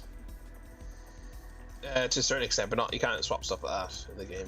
Can I distract Chris so he runs out of time? Hey, Chris, why don't you talk about your new podcast at length? I can do that. Why don't you tell everyone about our new podcast? Oh no, I couldn't possibly. I'd like you to talk about the new podcast for 4 minutes. Episode 6 dropped on Monday, where we reviewed the new production of Hairspray with the wonderful Michael Ball. Oh, I know who that is. And West End debutante Lizzie. Actually, it wasn't her debut, but major production West End debutante Lizzie B. There's Dennis was even in it, and he was actually quite good. Quite a young cast of up-and-comers who were very good. For the full review, check out Restricted Review Podcast. Available where all good podcasts are available. We also discuss the topic of stunt casting in theatre. Now, whether it's a good thing or a bad thing. Obviously, it's a bad thing. But that's why Deborah's there. Deborah's there to bring nuance to the conversation and prevent me from just ranting my opinion.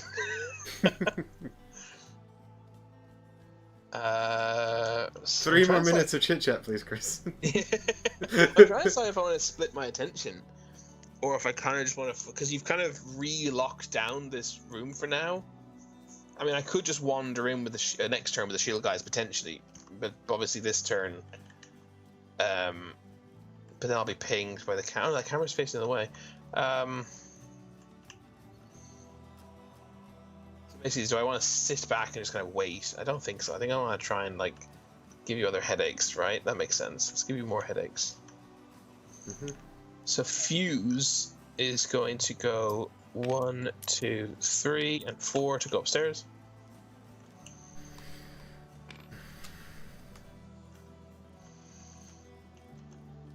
And then the question is, you only had one person for realsies in this room. Did you have 2 people for realsies in this room? Is Doc real?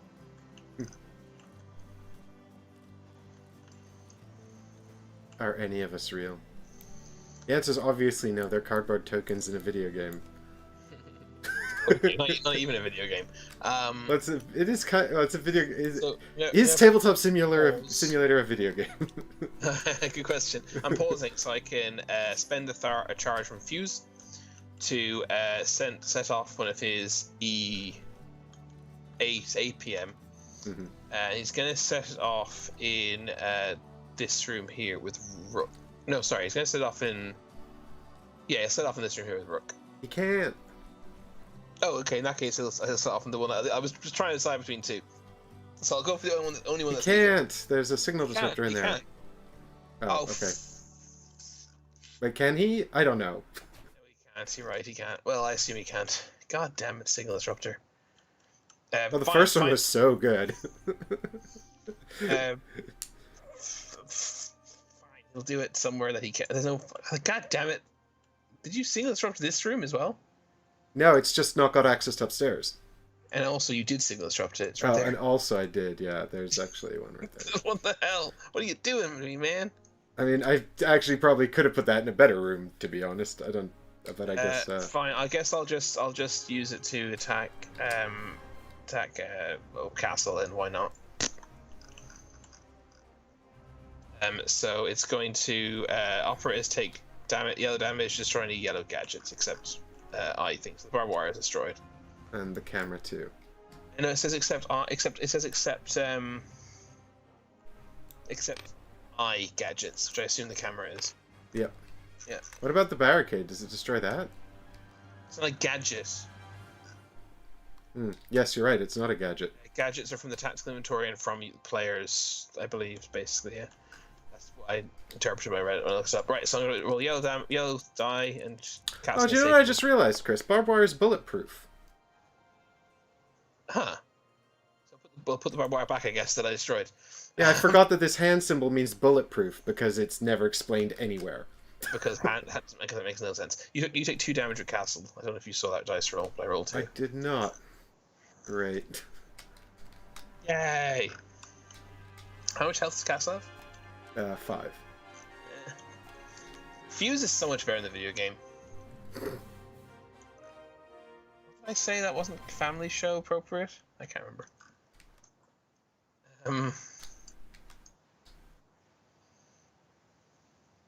So there's a 1 in 3 chance of that happening, so that was above average. Higgins is pointing out it is strange that barbed wire is bulletproof. Is it made of titanium? Well, but it's very thin. Yeah, like it's very. I mean, I suppose it depends. Like, I guess if it's not nailed down, you might be able to like blow it around like tumbleweed or something. But we'll go with that. It's too hard to hit. I think that makes most sense. Right, so back on. So he's done that. I guess he end of his turn he overwatches anyway. So he'll just overwatch something. Where's Fuse? Fuse will overwatch here. Actually, no, what am I talking about? Fuse is going to overwatch here. Bloody hell. Bloody hell. Prevent you from just wandering down behind me and murdering everyone. What's so ridiculous, though, is even if you did that, Blitz and Montague's shields would apparently still work. Mm-hmm. That's ridiculous. This game is not very good, actually, is it? I enjoyed the first play, but now we're playing it the third time. I'm starting to really see the cracks. Okay, Thermite's going to also go upstairs. 1, 2. He is going to use one of his thermite things.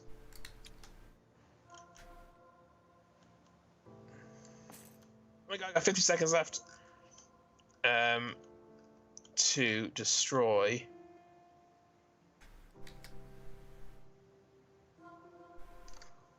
It's the reinforced access? Trying to decide.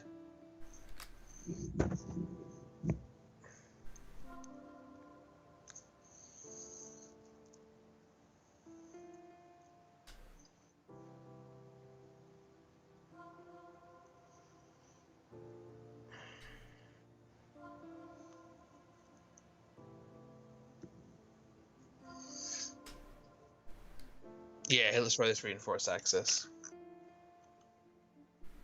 Then he'll go and overwatch onto this space here. I can't use those spaces, though. Literally as it went to 0. Oh, yeah. Oh, sorry, it was this space, wasn't it? That was the space I was looking at before. Sorry.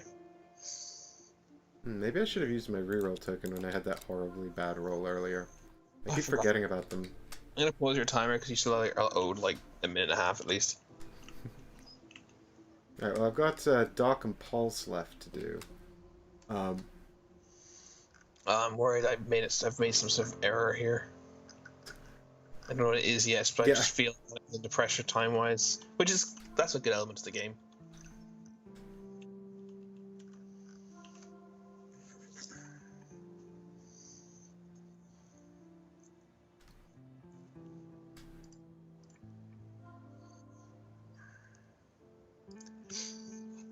This game is no SFB, that's all I'll say. That's my favorite Mythic game.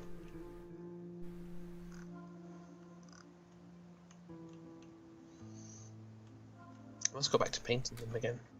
I was really good in painting like every day for a week and then stopped.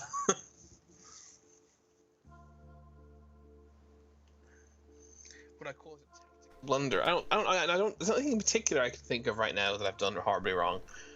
But can feel I... Never mind. Never mind. Wait, is Pulse adjacent to the people upstairs or no? Is Pulse adjacent to be upstairs? No. No. As far as I know, no one can ever be targeted when they're in these rooms unless it's exchange of fire.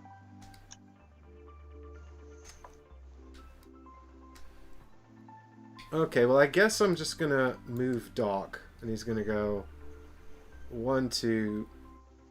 Oh, that's 1, 2. He's gonna go 1, 2 around here. And he's gonna wind up on Overwatch like this, but he's obviously not on Overwatch 8 right yet. And then I've got 3 more movement spaces.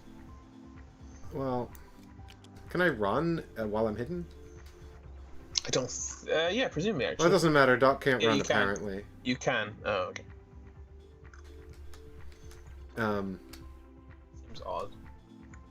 So can I go 1, 2, 3 like this? Yeah, 3, 4, 5. Yeah. Well,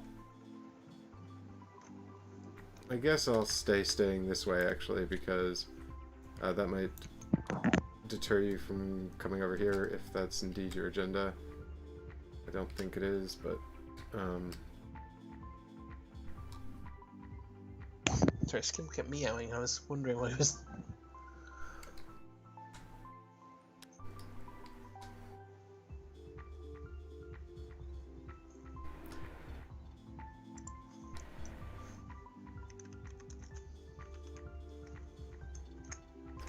and I guess Pulse just moves his Overwatch token to over here. And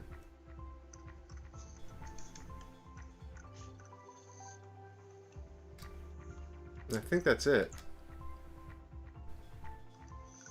Okay. Yeah, I think I'm done. So you've lost one, I've lost nobody. So hang on, let's do the cleanup. Remove location markers. There are no stunned markers that I know of. Mm-hmm. I don't think there's anything else to do, is there? I don't think so. Okay. So next round. What do I want to do? I need to flip this. This is what it has to do. Flip these things over. Yeah, don't forget about that. Right, so you're causing me some issues. I'm noticing.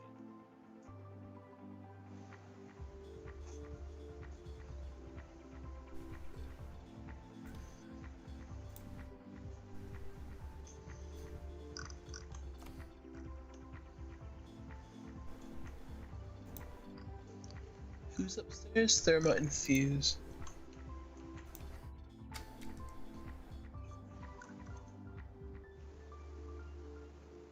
Oh.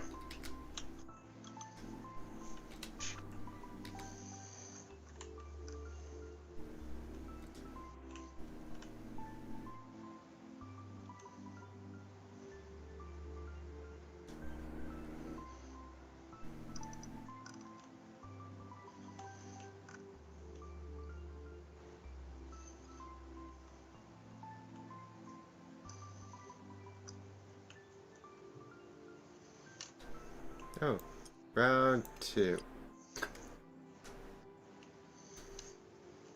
I moved the Dealy Bop to round 2 to note that it's round 2 of the game. Oh god, the game's too big now. This is when I must have happened when I restarted OBS. Sorry, guys.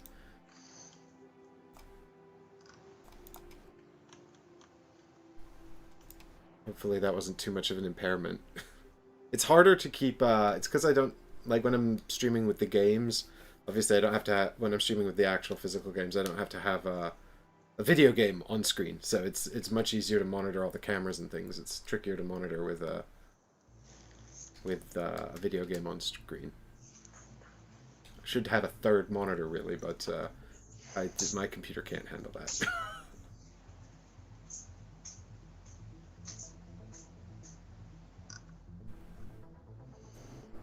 I'm just gonna pause so I can check a exact ruling on something on one of my piece of equipment.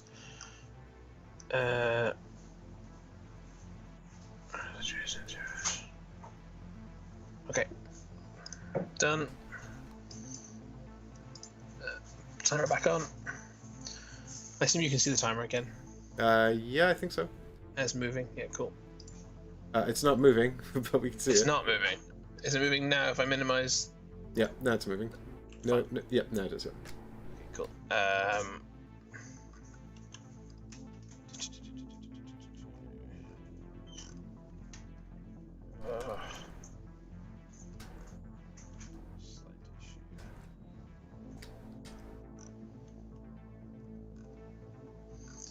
You're making it hard to get to you. Get to you. Get to you. Okay, I'm going to activate Thermite, and he's going to destroy this. Wait, yeah, that hasn't got out to Signal Disruptor, is it? Nope. Cool. This room here has a Signal Disruptor, does it? Yes. I find them really hard to see. Like. Yeah, I mean, I imagine they'd be clearer in the physical game because there'll be sort of tokens with little plastic bits on them.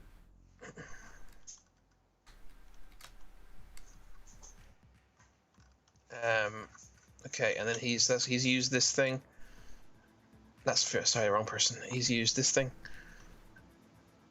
and then where's fused? Thermite rather. Sorry, he's then moving to here, and he's destroying this wall. Oh yeah, I forgot that was actually possible. He has destruction level of the appropriate size. Hmm. And it's not electronic. He is just whacking it really hard. It does actually mean I can't flashbang Doc, which I really wanted to do because I assume I can't actually. It's really hard to tell. This is an interesting one actually. Right, look. So, can he see this? It goes through the wall, but the wall's not there anymore. I guess But the wall is the line here, right? Yeah, but exactly, and all of that's destroyed now. the bit that goes over the border is destroyed. Do you get me? I'm gonna say he can't, but it's another example of. Yeah, I think it clips over this white line here. Yeah, it probably does. It's Which just another example of. yeah. But it's another example of a game saying, no, we have a really easy line of sight system. Yeah, whatever.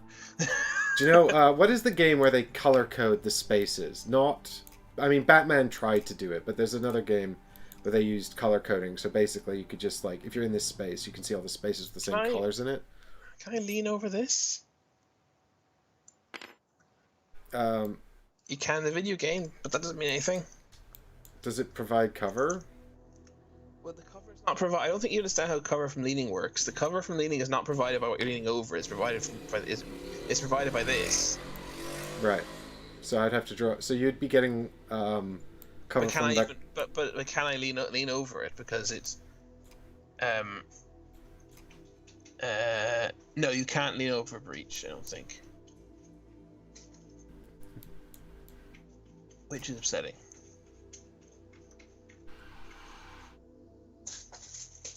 No, as far as I can tell from the rulebook, you can't. Timer on. Okay, where's the single structure? Is that it there? No, the one. Oh yeah, that's it. Yeah, Yeah. it is. Yeah, right. I'm shooting that. Go away. It's and then he enters Overwatch on his last turn on it for free. Actually, I might as well move here and lean out, I guess.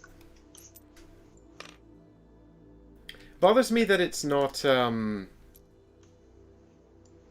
It bothers me that it's not. Um, it doesn't ping you when you shoot. I got a silenced weapon. Oh my god. Okay, I'm pausing it while I'm fixing this.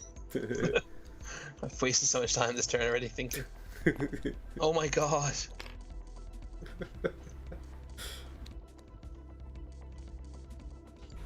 Alright, there we go. Okay, that's him. Then, that's him. Where's Thermite? Right, Fuse, activating Fuse now.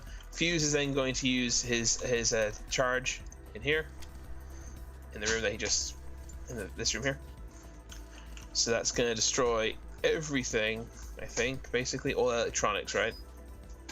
And all gadgets except eye gadgets. So the camera stays, but this goes. Is barbed wire a gadget? I guess it is. It is, yeah. It comes from tactical inventory. No, it doesn't. It's just on the board. It does according to the rule book. Okay. So therefore, that's how. Yeah, as far as I can tell, it is. It doesn't even matter. I'm not going to be walking through there anyway. Mm-hmm. But more importantly, Doc's taking a yellow die of damage if he's real. Mm-hmm. Okay. Do I have to reveal him now? Yeah, well, yes, because he's taking damage. He might not though. You might roll I mean, zero. the rule book doesn't actually say, but I can only assume yes, you have to. But what if he doesn't take damage though? It's fine. He's real. I'm mostly quibbling because I'm sort of still hung up on the fact that it's not clear. Do you know what I mean? Yeah. He doesn't take damage. But you have to decide if he can be targeted by something. Right. Yeah, it says all operators, not all operators. Yeah, all operators in there take damage, not all operator tokens take damage. So you have to determine whether he's an operator before I can roll a die or not. Yeah. Takes no damage. Mm-hmm. And now I need to decide if I'm doing another thing or not, or if I'm going to keep the 3 of them for next turn. I'm sort of just thinking about as well, like the Hang on, Thermite's not looking here anymore, is he? So Fuse needs to... That was Fuse doing that. Fuse needs to stay upstairs because he needs to go back on Overwatch here, let's face it. So he'll just... Yeah, do that. And then do I want to... So I got these 2 guys and I got...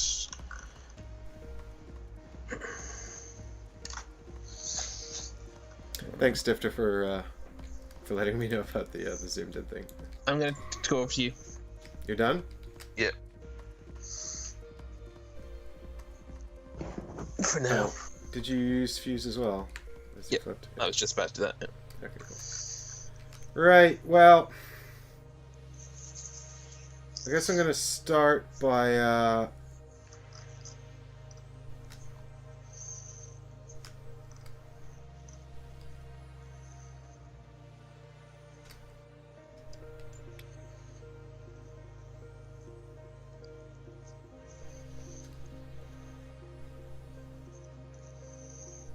I guess I'm going to start by activating Pulse. Mm-hmm.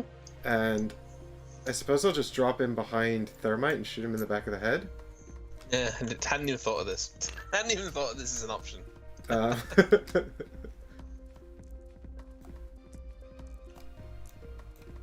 It's hopefully going to kill him, but I genuinely don't know what the odds are here. But depending on how this roll comes out, I'm definitely going to look up what your odds of dying here are. I have 5 health. Well, you're down to 1. Very good. For me. Yeah.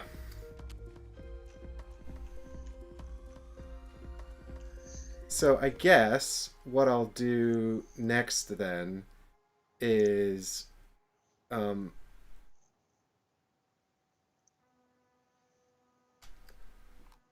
I will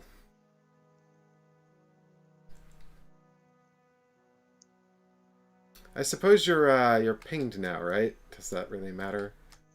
I am pink, so yes. Huh.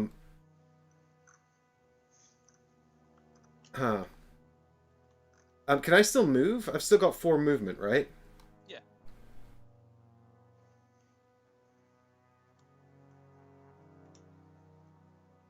Um. And Fuse is already gone, hasn't he? Yep.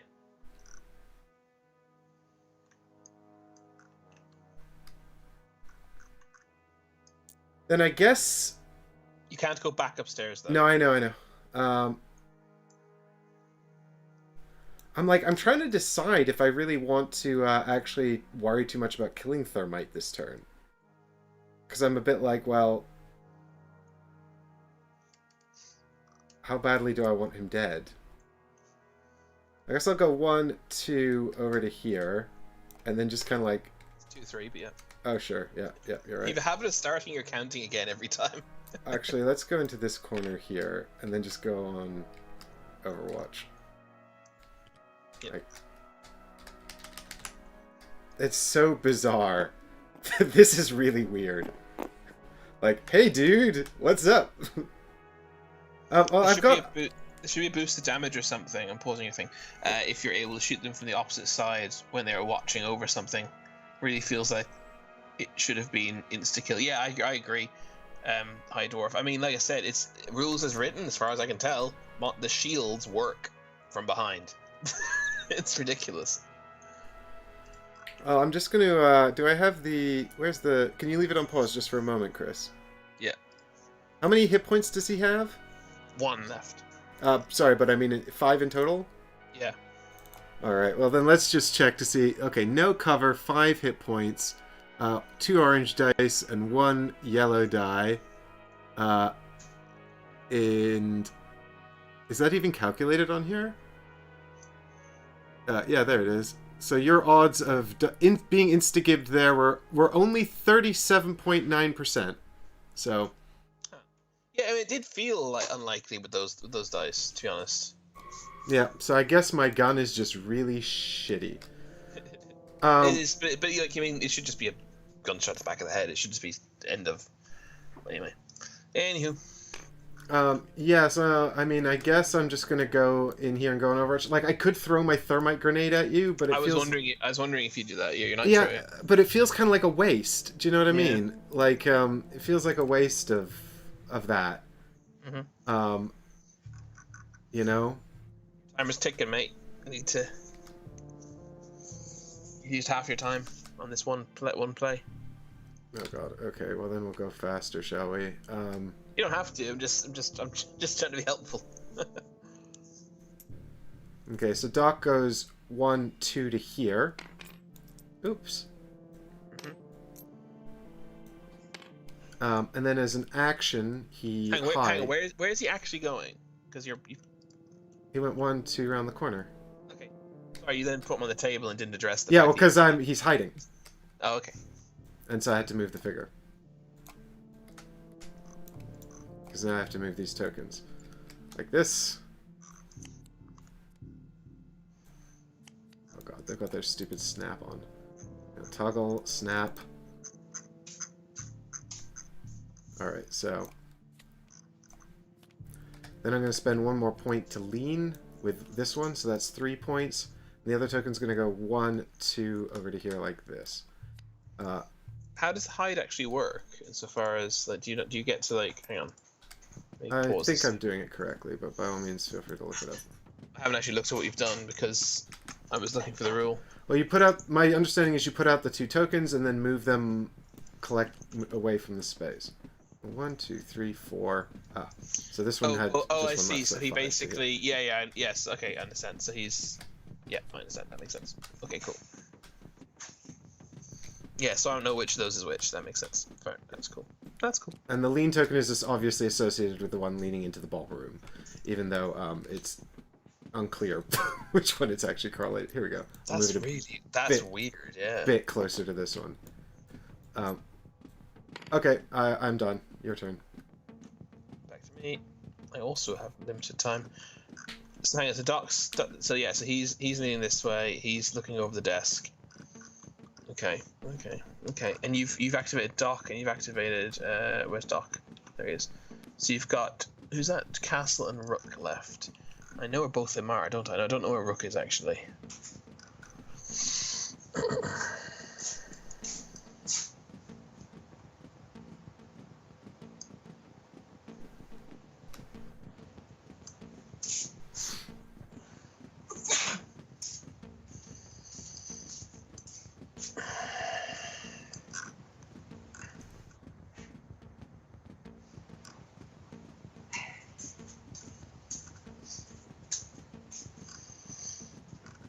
Okay, I think Thatcher's gonna go 1, 2, 3.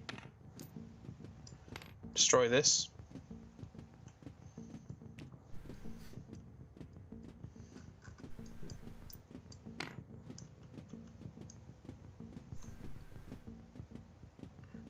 And then I'm not convinced I've line of sight to these spaces. So what I'm actually going to do is I'm going to throw a flashbang into this space here. To this space. Where is it? Where's my flash? Oh, stun grenade. Sorry, not a flashbang. To this space here. Because I believe I can see that one. Let's find out if I'm right. Yes, I can. Actually, I could have shot you. Ooh, could I? I'm not sure. Genuinely not sure if I could shot you or not. But you're flashed anyway. I made my decision. So you're stunned. No, I think just clips the corner. But very close. Good decision in that case. So timer back on. You're stunned. Mm-hmm. Which means surely you're basically having a very hard time hitting me. Montague is going to act. Hang on, so that's he then. Oh, hang on, so that's he moved, he destroyed, and yeah, so he'll just.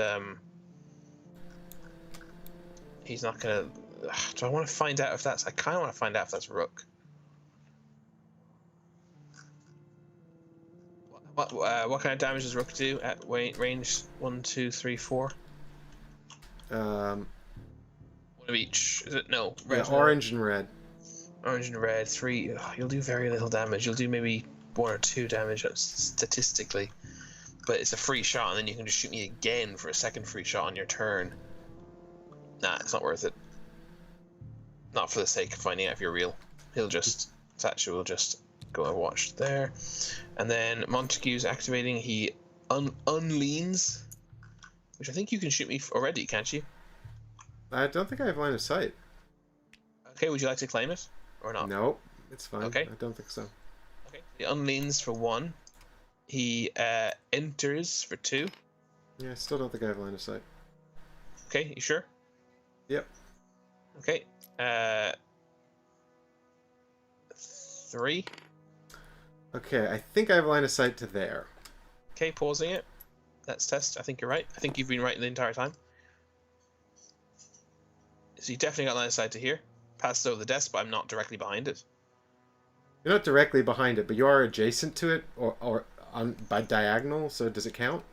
I don't believe so. I'll check. Man, I'm gonna have some thoughts about this in a minute. This game. Are they gonna be final thoughts? Obstacle. Our last stream was initial thoughts. Yeah. Hang on. Don't roll a second. Okay. I'm looking for protection. Holding on to the dice there, rotating in midair. This is the difference between you having 2 and 4, right? Because you're mono. Yeah, it's a big difference. It's actually a big difference with him. I mean, you only have 2 yellow dice. You know that, right? I mean, yeah. Quite frankly, I'm probably gonna do nothing. Hang on. The target operates in a space adjacent to an obstacle, blocking line of sight. Yeah, I guess so. Then I'm adjacent to it, and the line's crossing over it. Yep. Cool. So I actually can't hit you. There's no point Yeah. rolling. I can't do any damage. No, I'm not. Do because you're gonna get 4, and you. No, I'm not gonna roll. Just carry on. I can't hurt you now. Now that I'm stunned, so you might as well just carry on. Okay, so that was unlean 1, 2, 3, 4, and he'll Again, you can shoot me, but he's got 4 defense. So Yeah, there's no point. okay, and then I'm gonna shoot you. Yep. At range 1, 2, 3, 4. Which is 2 yellow and a red. Oh, you're leaning, you Yeah, I'm in heavy cover. naughty person. That's annoying. Oh well, I'm still doing it. Red and 2 yellow. I mean, I'll probably do like a damage to you, is my guess. Yes, 2 damage, in fact. Is it? No, 3. 3. Holy crap!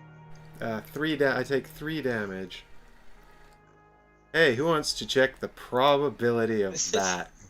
This is when my school of dice rolling legitimately ruins games. Alright, so the odds of Chris rolling 6 hits on 2 yellows and a red. We might as well check. There's no point in being upset if it's the average or Particularly whatever. likely. It's not, though. Well, that's an emotional reaction. We don't know that that's true. Here we go. The average is 4, and the variance is 0.5 or something, probably. 0.9. So I guess that was statistically pretty unlikely. So you can see likelihood. Hang on, likelihood was how many damage? 4.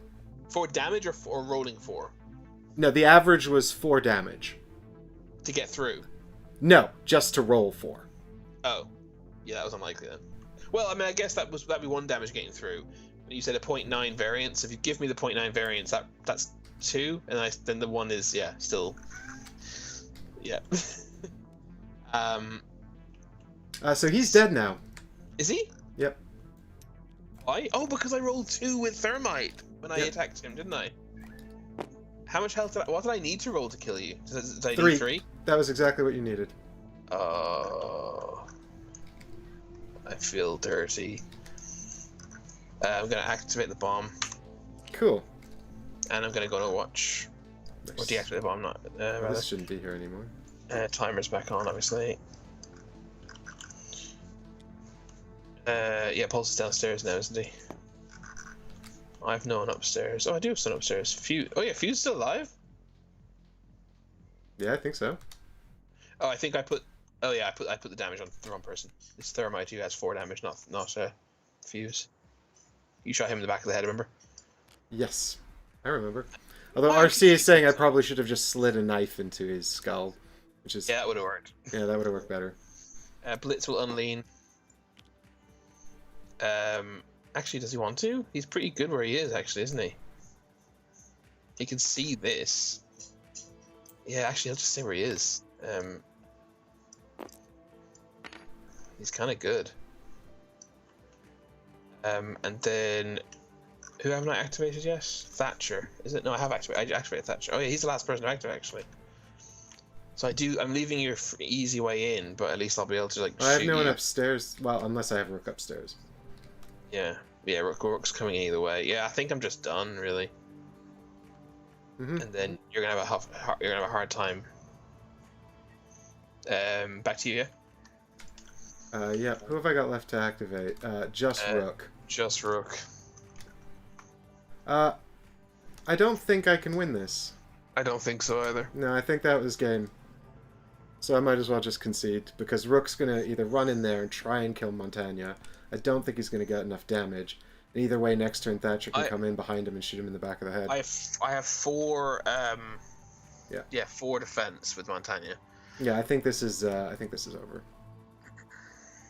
I don't think I can win this, so I'm not sure there's much point in pressing on with it. Yeah, I'm happy to keep going or to stop. I don't mind. I agree with your assessment. I don't think you can win. I suppose I shall try one. How has Montagna taken any damage? I guess finish your turn and see if you can end this. Finish the round and see if you can end the round. This is my one sort of thing that I can do to maybe try and. I mean, the fact is though, Rook can't kill Montagna, and also deal with Thatcher.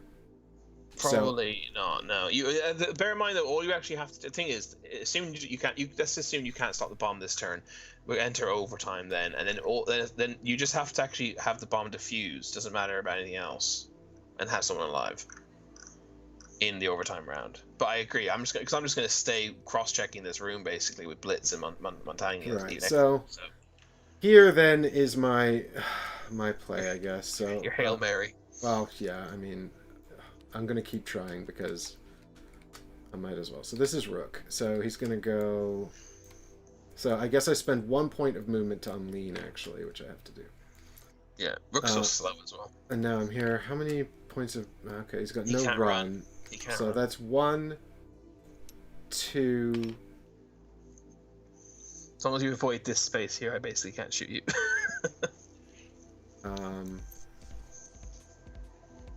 3, 4. 5 to lean. Yeah, 5 to lean out here, I guess. Pausing your timer. Get shot. So you have cover. This is 1, 2, 3, 4 spaces. Montagna has 2 yellow and a red again. I'll use different dice. You ready? Yep.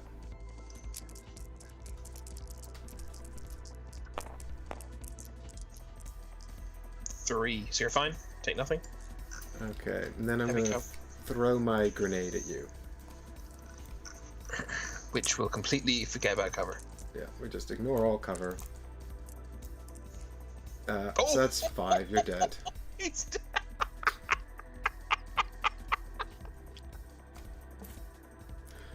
Yeah, I mean, really wish I'd taken more of those. Jeez, they're so overpowered. They're so miserable. Yeah, I know. I Like, know. I was playing against them yesterday. The only reason I find that funny rather than infuriating is because so far the game's been so far weighted in my favor. Yeah. But like, if you did that in the middle of a balanced game, that would drive me crazy. My super tanky guy has been killed by one lucky die roll from a piece of overpowered equipment. You know. Yeah. Yep. I completely understand. And now I think Rook is dead. He's got. He actually has 1 action left, doesn't he?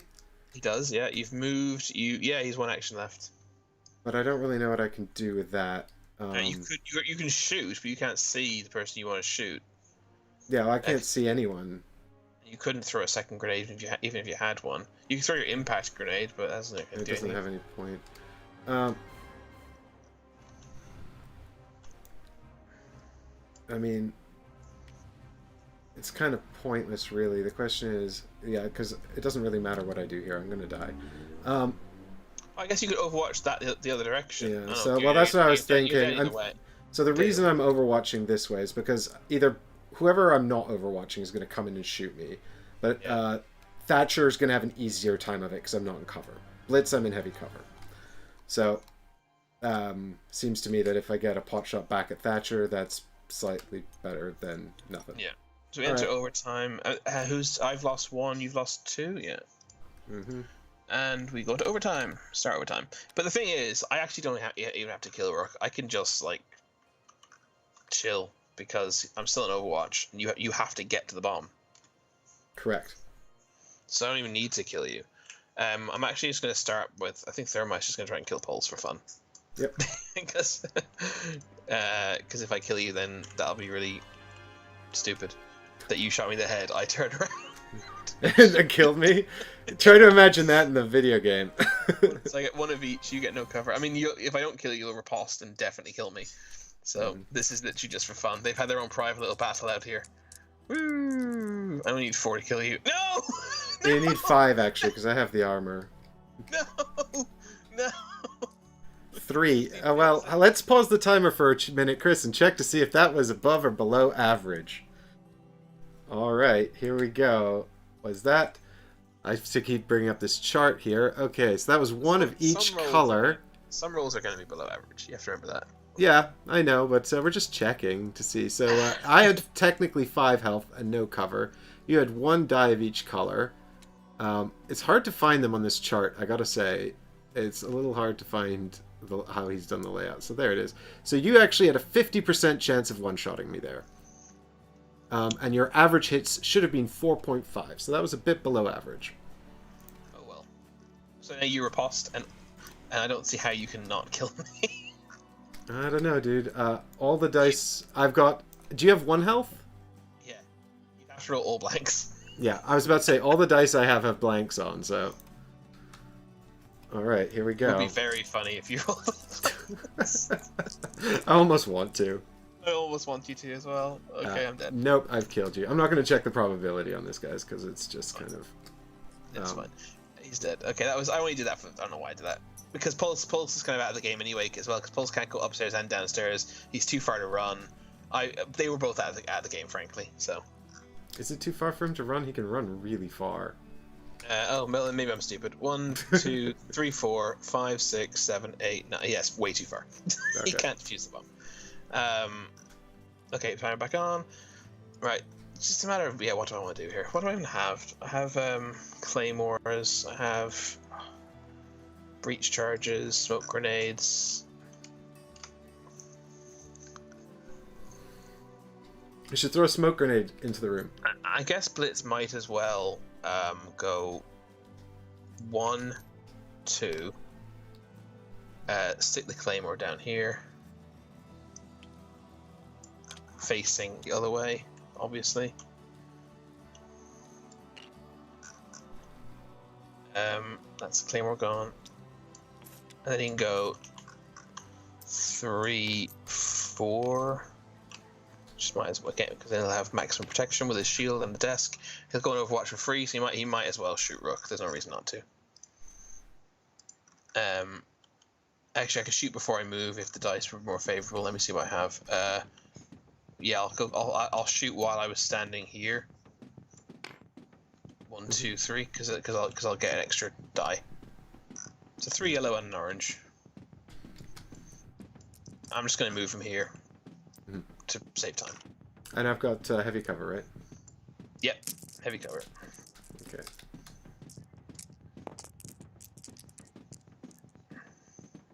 So that's 3 hits. Am I dead? No. But I'm nearly dead.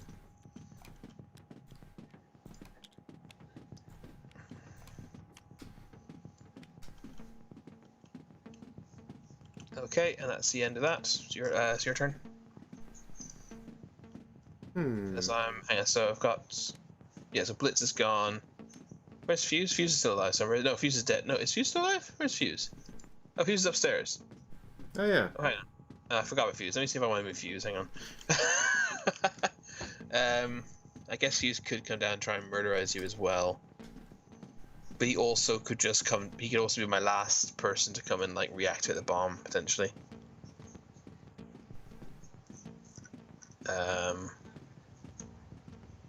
Nah, it's fine. I have my turn. Over to you.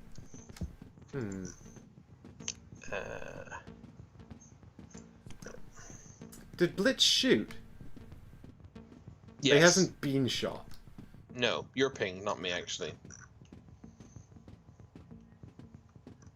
Not that it matters that you're pinged, I don't think.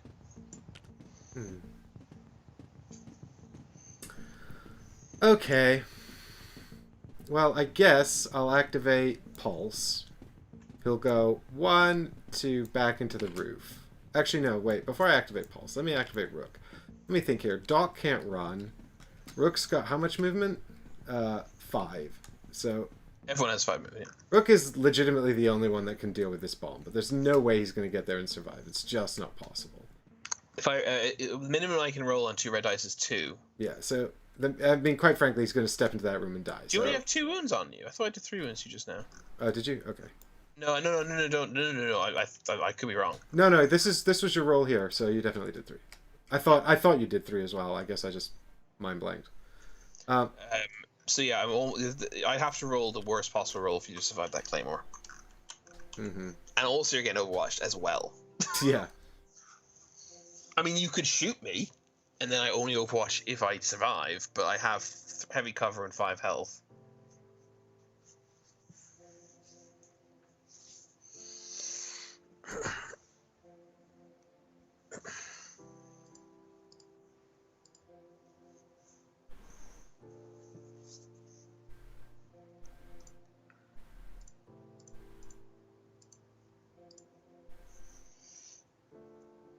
Oh, 2 are stuck together.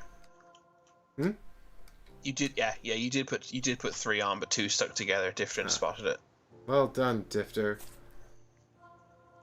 Um, I mean, I quite don't even frankly, need to... What? When did Layla say that? What a time to enter the stream. I don't even need to kill you. When did I say that?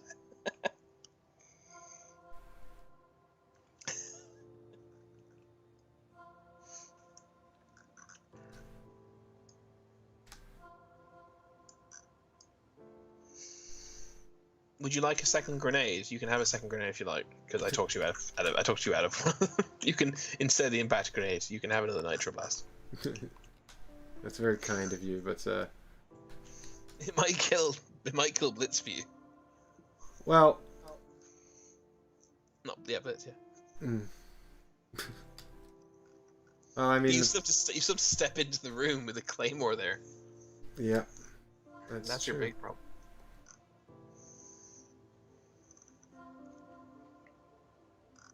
That is my big problem.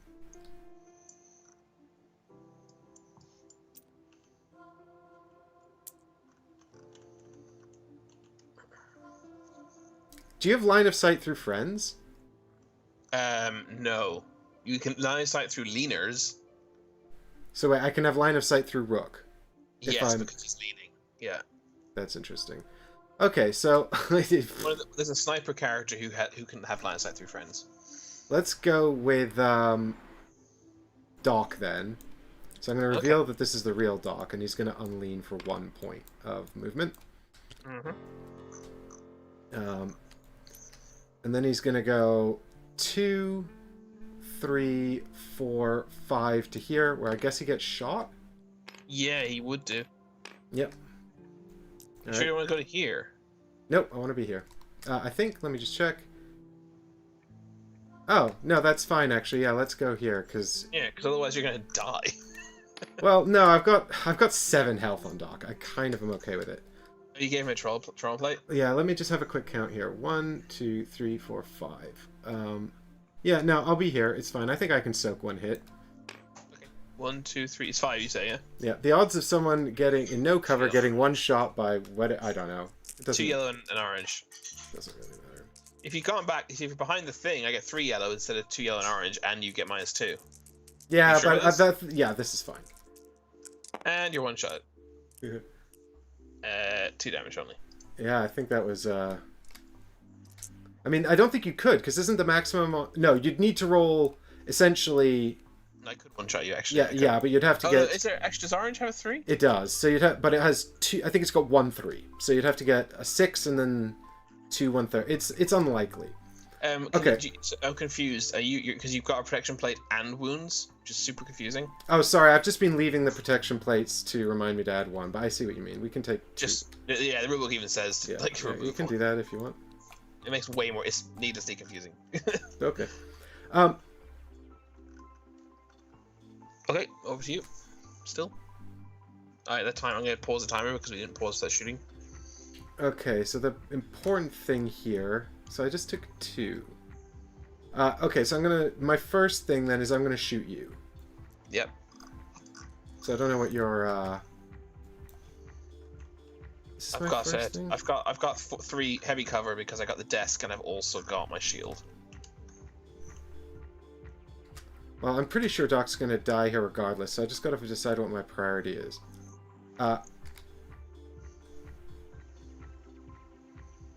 Yeah, my priority is shoot you. Fuck it, let's go. Wait, you've got 3 though? 3 cover? Yeah, no, but I have to shoot you. Yeah, I have to shoot you. This is fine. I've rolled 4. So 1 on blitz. Yeah, and you're pinged as well. Yeah, I already did it. I did it Okay, already. great. Now I shoot you back. Yep.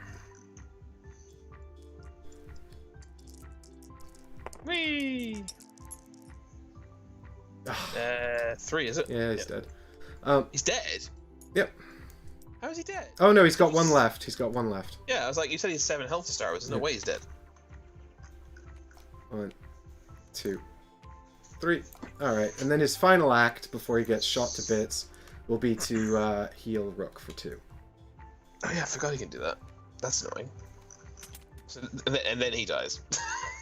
Presumably. Yeah, and now he's gonna die, I think, unless you blank out.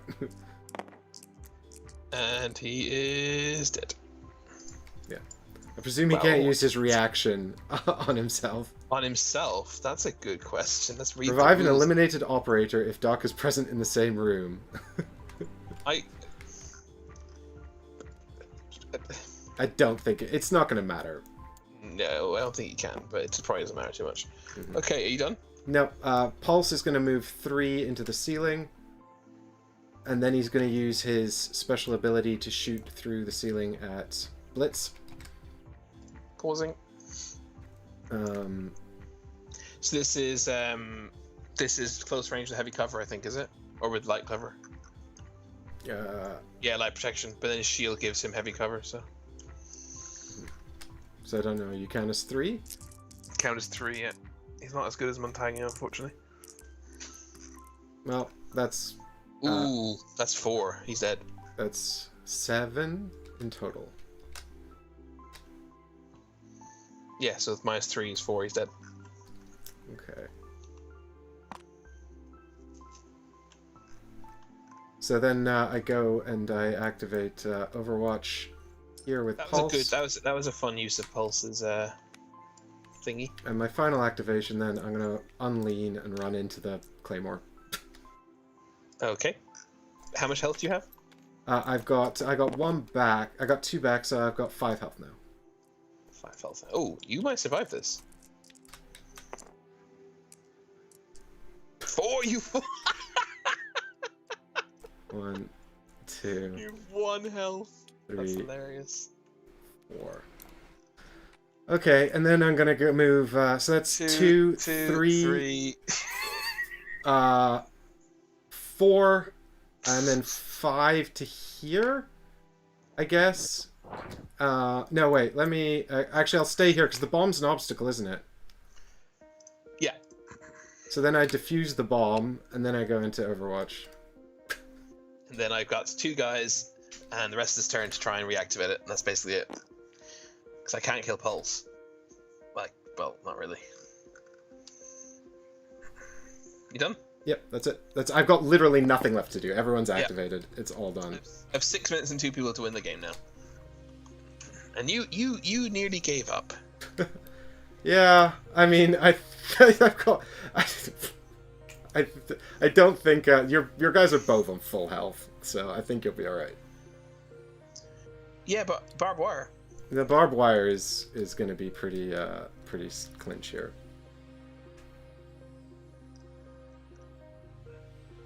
Miss TR Darkblaze says, what are your thoughts on this game? I love Siege as a Vizio game, and this looks interesting too.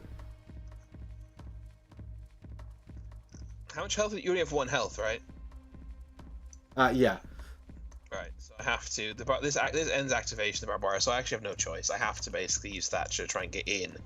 1, 2, 3, 4.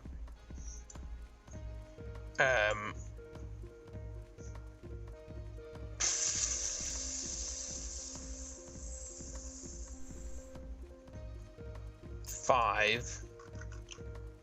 And I have to use my run to lean out, which is a real pain in the arse, but there you go. Are you intending to shoot the barbed wire? Or no, you're just destroying it, right? No, I'm just going to shoot you. Oh, okay. Soon. But you're going to shoot me first. I leaned out in front of you. Time.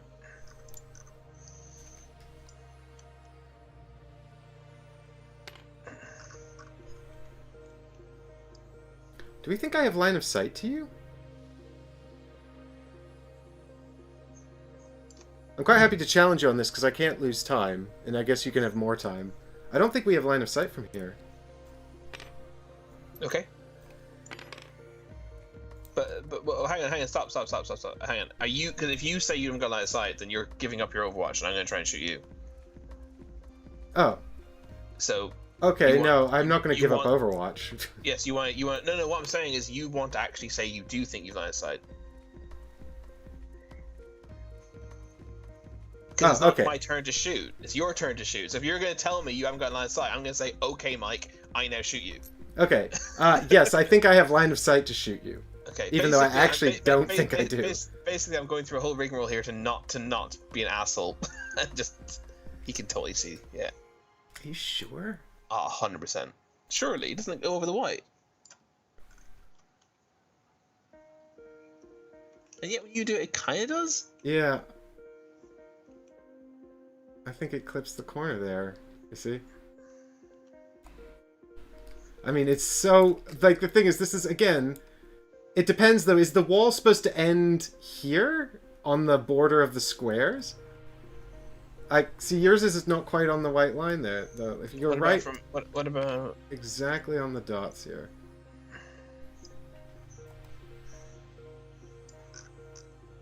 I mean, that's clearly through the wall.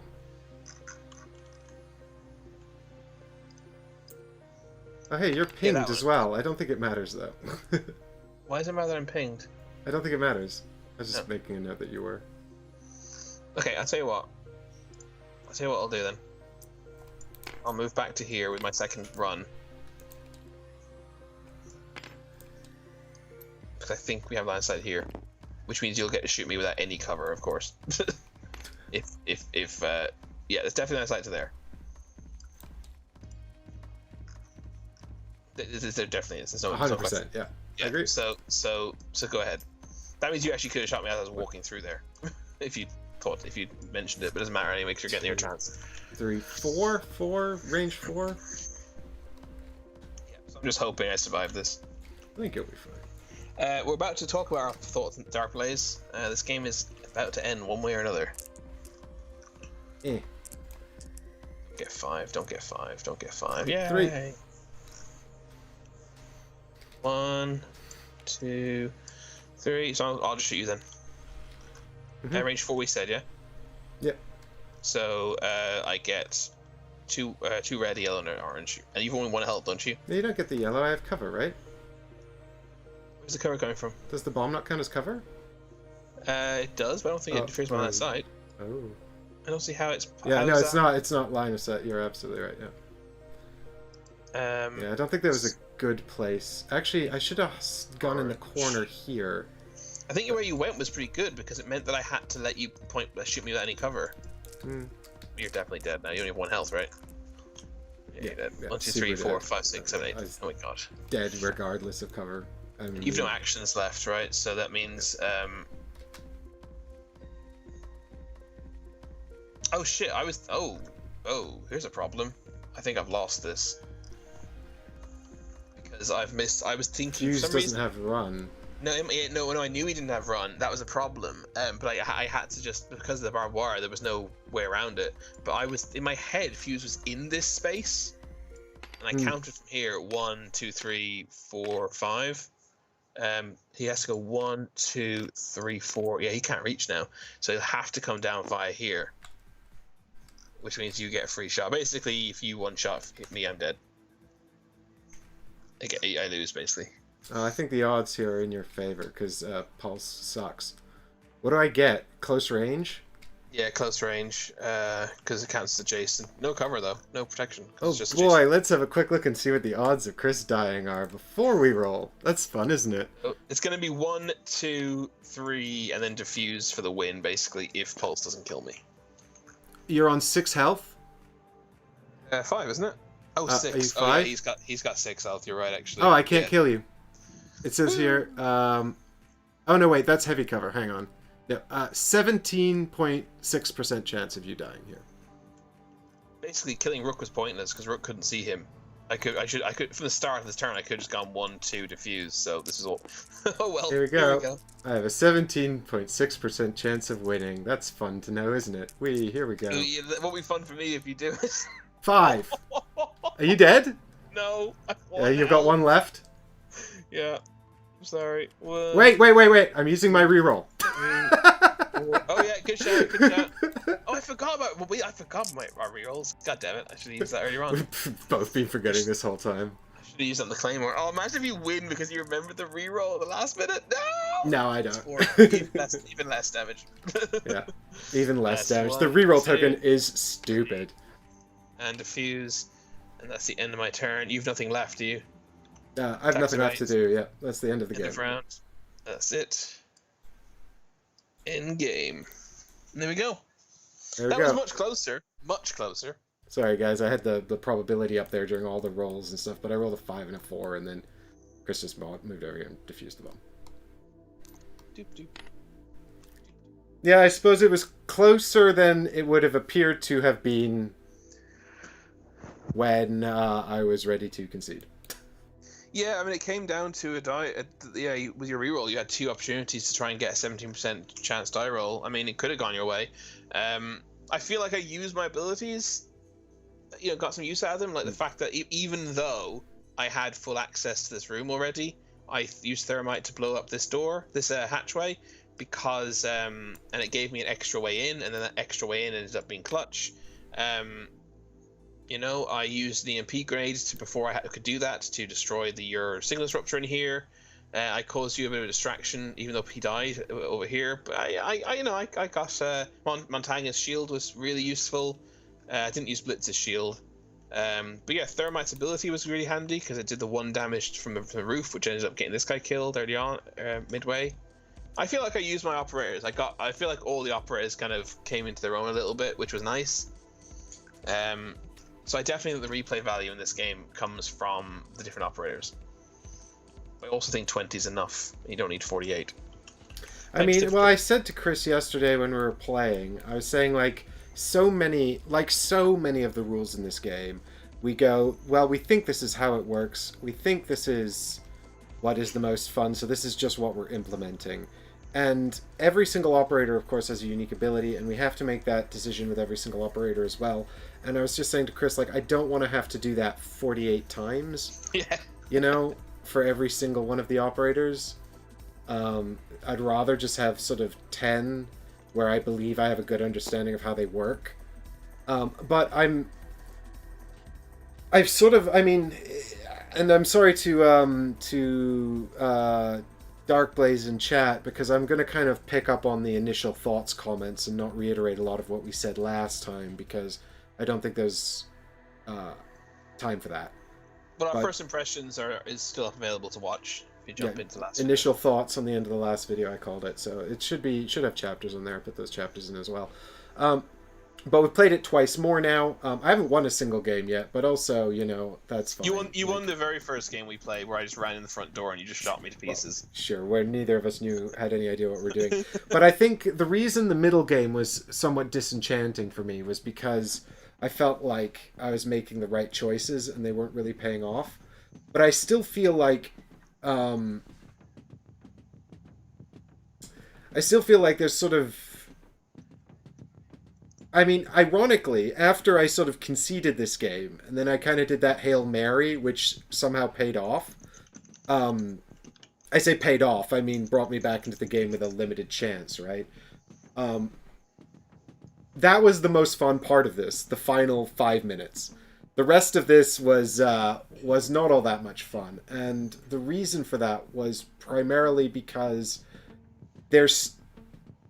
what I like about the game is the pressure and the real-time aspects, and I like the theme, and I like how a lot of the mechanics are thematically driven, trying to bring the theme to life, but I find that the implementation is so difficult to manage, and actually we're constantly pausing the timer to check the rules, and I find myself constantly sort of confused about whether or not something does something or works this way or doesn't work this way, and I feel like I'm relying a lot on you to tell me how things work and sort of asking these questions, and I still don't think after 3 games I've got a great grasp on it, and I don't think that's because I'm bad at learning these kinds of things either.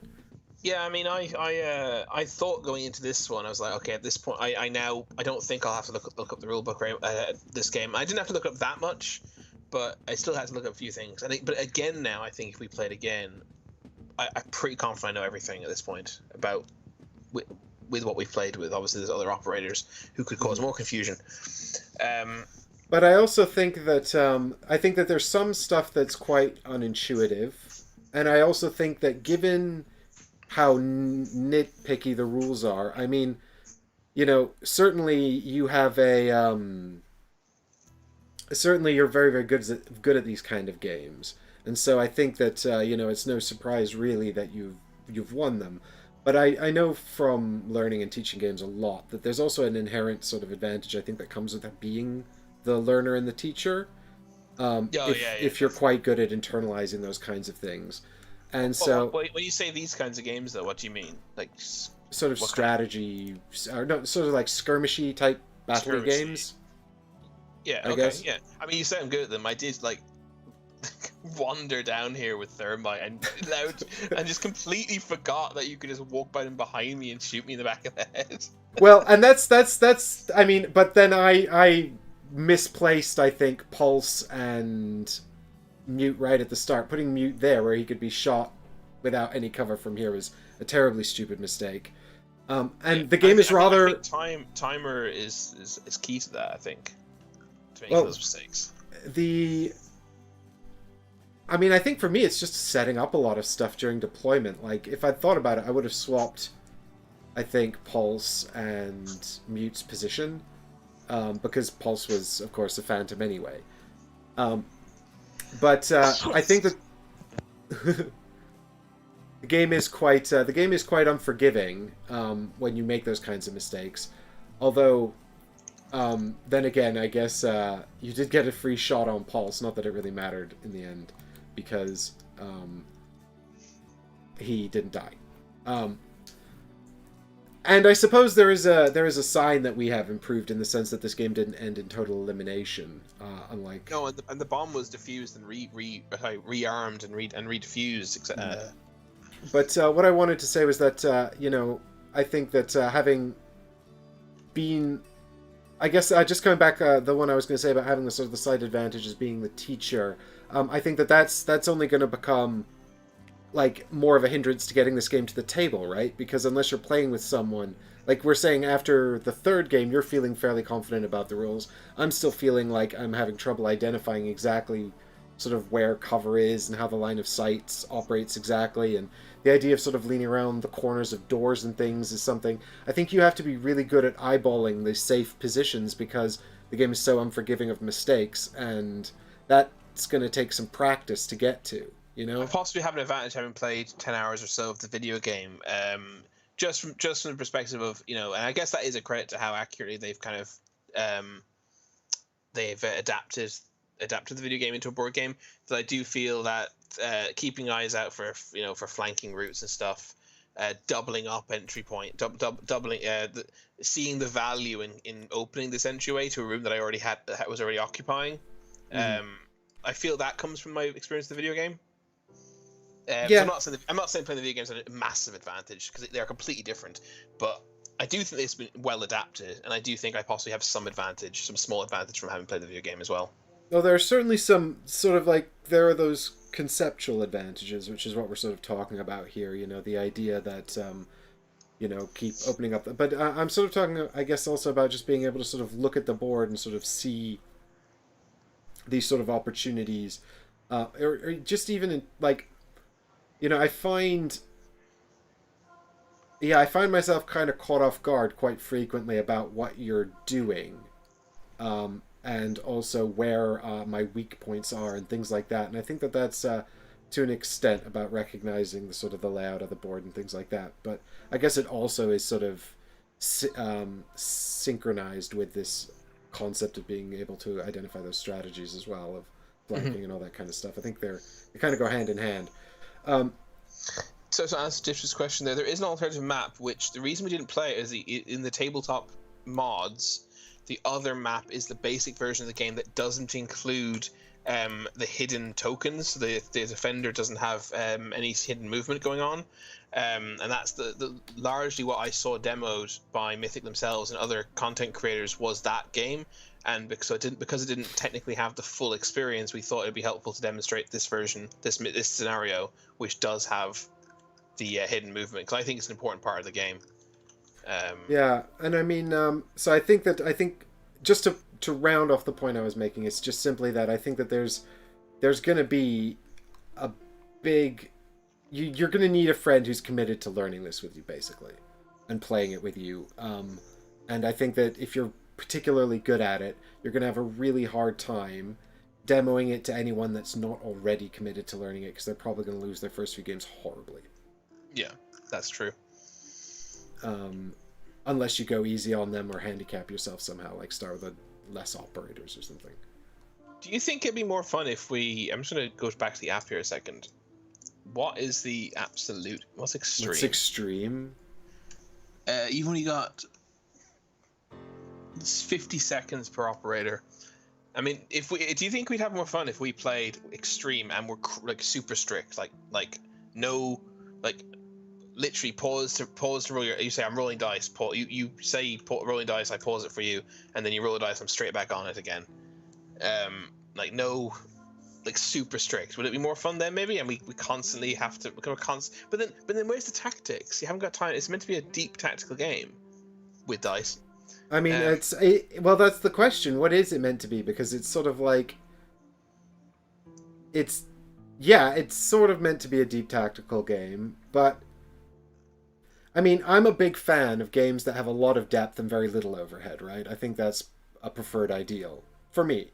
You know, I don't like the idea of having to remember the rules or how to parse the rules being a part of strategy, you know? You can argue that it is. I think you can argue that being able to internalize complex gameplay and then parse it correctly and then also to your advantage is a strategic kind of play, but it's not the kind of play I enjoy typically, you know?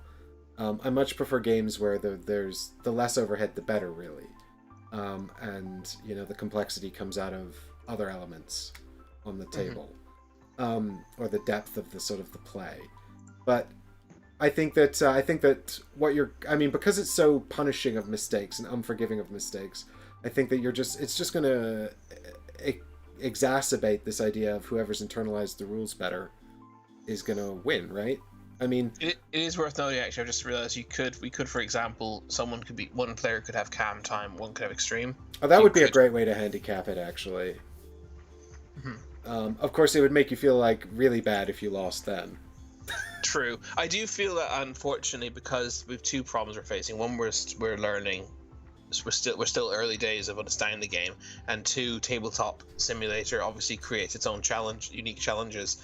I feel that as a result, we haven't really been able to experience the timed aspect in full, because like I definitely felt it at one point, but ultimately I felt a little bit of pressure from it, but I still feel we've never had a point at which someone's had to end their turn. You know, not too tough, you're out of time, you can't activate anyone else. Yeah. Because and I think because obviously I'm operating it from only I can operate it, and I'm stopping it to check rules. Sometimes I'm stopping it other times for the, to resolve things. And I think mostly I've been good at restarting it on time and pausing it on time, but not always. And I think because we're both aware that we're not timing it perfectly, neither of us want to be too difficult with it either, or too strict about it.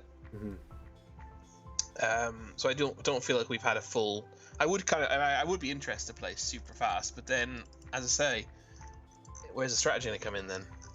Well, I also think that I mean, it's given how the game works, which is to say it's on a timer and it's under pressure, and also that, you know, it's supposed to be this sort of exciting firefight. Stopping to check the rules is particularly notable in this game because it really puts the sort of the screeching brakes on what is otherwise supposed to be a really fast and exciting experience, both through the theme and the inclusion of this real-time gameplay. And it's a shame that there is so much rules overhead, because it just means that's more likely to happen, you know, and really just sort of like put a stop on what, like, the reason I think I enjoyed the final minutes of this game more than the rest of it was because we didn't actually have to stop to check the rules. Yeah, but also note that the final stage of this game were about several big dice rolls. Is the claimer going to kill you? No, you've one health left. Oh my god, is Pulse going to get his one shot? It was all dice drama, which I enjoy. Don't get me wrong, I enjoy dice drama, but again, the fun from this game seems to come from the place of chance and not the place of tactics. Well, and that's I think that's one of the issues that I think I said before, you know, about how I feel sometimes like I'm just, you know, not rewarded. I don't feel, like I'm necessarily rewarded when I should be, or punished when I should be. and that's obviously a little bit problematic. When it comes to there being so much tactics, and the game is like asking you to internalize all these rules and then execute them under pressure as well and keep a cool head. I also wonder how I mean, I think in our implementation here, pausing the timer for the dice rolls is is actually a little bit more tricky than in real life. I imagine it'd just be like a chess clock, I guess where you're like pause. It's an app on your phone. Yeah, so you'd have to have like the phone face up on the table, I suppose, so people can just smack it and pause it, and then you roll the dice, and then you get back to it. Yeah. But it does seem a bit like I think if anything, well, actually, it's the I'd almost be in favor of not pausing for dice rolls, just doing it. yeah, and just saying, okay, let's resolve the dice as quickly as possible. Yeah. But yeah, because like you roll the die. All I have to do is, it's like, okay, you got heavy cover, you got light cover. Okay, so you're taking 2 damage on pulse, and then it's up to you to put those 2 damage on it. The problem is I'm moving on in my life now. Well, the problem is the Overwatch, and also whether or not you have line of sight. Yeah. Because you might be like, okay, I'm trying to decide if I'm going to shoot you with Overwatch, and then it's like, well, it's my turn. And in that sense, that time you pause. Or you can even switch if you want. Well, yeah. Can you switch? You can switch back and forth as much as you want. So I mean, I actually like that option better. I don't know if they'll have a variant for that, but I like the idea of me being like. So if we start round 1 here, there we go. So I could be it's your turn, let's say, and then I'm trying to decide Overwatch. You can switch straight back. Well, that's good. I actually like that better. Also, actually, I do think I preferred Snapshot in the end to the previous. Yeah, I iterations. think I didn't hate it. I thought I was going to really dislike it, but I didn't. I actually don't mind. I think I could take it or leave it. I just think that Overwatch is such a powerful action. It felt like this gave us more options, and also because otherwise Overwatch just feels like such a no-brainer. It felt like it gave us more options about what to do with our characters, and it felt like it sped up the game a bit, which is nice because it feels like it's supposed to be fast and sort of more action-oriented. Mm-hmm. Yeah, no, I think it worked fine. And it also makes sense thematically, that the soldiers who are currently inactive are watching a door, just standing there. But yeah, I'm kind of, having played it now twice more. I after last night, I wasn't curious about it, but now I am curious to maybe try it with, as I say, really quick timer. Yeah, just to see. I don't know, because just to try and get a feel. Because the one aspect I don't feel I've gotten a good feel for is the time restraint. And I'd quite like to get a better feel of that. But with the caveat that I don't feel I've had that full experience, my initial thoughts were the base game is probably worth it at 50 quid, or as soon as 50 or 60 quid, but you definitely don't need the other 28 operators, and I definitely stick by that. You don't need 20 operators, is definitely enough. Yeah, I mean, we played 3 times now, and I still have loads of operators to try. I've only played the defenders once. I'm a little bit more hesitant though to say the base game is worth it. I mean, it's definitely worth it in terms of content. Actually, I'm not less hesitant to say it's worth it. I'm less hesitant to say I would recommend it as a fun experience though. I do think it's like, I've enjoyed the first game we played. I enjoyed last night less. I enjoyed today's a bit more than yesterday, but still not as much as the first game. So I'm kind of like, I don't know. I feel like if I play this game another couple of times, I'd never play it again. Yeah, I mean, and that's kind of the thing. Like, the price of entry is so high because you have to learn all these rules, then you have to learn how to parse them, and then you have to internalize them to the point where you can actually play with the timer on a faster speed so that it's sort of tense and, I guess, more enjoyable. And by the time you've gotten to that stage, I think you've played the game enough times, you're kind of done with it. Yeah, you're going to be like, well, I want a break, and then when are you going to come back to it? Maybe you'll be like, yeah, let's come back to it at some point, but I'm kind of with you on this one. Like, I think, I don't know, I think I was quite keen to get the core set, and now I'm feeling less keen to get the core set. And again, it kind of comes back to me, the upfront rules overhead. Like, even the idea of sort of working out what all the, like, working out what all the operators do and then sort of internalizing their possible functionality and cross-referencing their abilities with the upstairs downstairs mechanism and the electronic devices all feels like a lot, you know. And honestly, going, no, you can't do that, that's not an electronic device, or no, you can't do that, that is an electronic device, or whatever, that's just no fun. It's just no fun. No. Nobody enjoys that. And, I feel like we have to do it a reasonable amount of time. Plus, also, the grenades suck. Like, the nitro grenades are so not fun. But also, like, Montague and Blitz feel so difficult to kill that I'm like, I need to take 3 of these guys. I don't know why you wouldn't. Blitz is fine. When Blitz was he's fine because because when I only had Blitz and when you only had Blitz, he's fine because you only have one guy with a shield and it's not a super duper shield, and so he's okay. He's just a slightly tanky dude. When you got Blitz and Montague, suddenly that seems insurmountable. And Montague's got a 6 health as well. Good God. Yeah. Imagine if you could have him with like Rook, and obviously you can't because they're on different teams. Yeah. But imagine if you could have him with Rook, something like Rook that gave him an extra health as well. Rook or Doc. I don't think the attackers have anything like that. But well, they might have in the other 28 or 38 operators. Who knows? Yeah, there's an operator called Blackbeard who has a ballistic shield like on his gun, so it prevents him from being headshotted and stuff. I don't know how that's been implemented in the board game. He possibly gives him like 1 protection or something. Yeah, maybe 1 extra protection. Be interested to see actually. Wonder if he's available. I don't know why they made the reroll just reroll the whole roll. I guess it's to mitigate 1 terrible dice roll. Like it's got to be such a bad dice roll that you want to just bin the whole thing, rather than Both times you've used it, you've got no worse results. Yeah, both times I've used that, and maybe that just goes to show that I shouldn't be using it at those points. But Blackbeard has a shield icon, so he just gets light protection. It sounds like. So I'm trying to look at a really small image. Yeah, but it's really hard to. No, it's actually quite high res. I can zoom into it. Oh, that's cool. He's got so he counts as having a shield, which gives him 2 defense, which is quite a lot considering how small that shield is in the video game. But, like, it's a shield that goes on top of the gun. It says nerf Blackbeard in the board game. His ability is a reaction called Rifle Shield. Blackbeard ignores up to 2 damage when targeted by shots. Paul Unetertel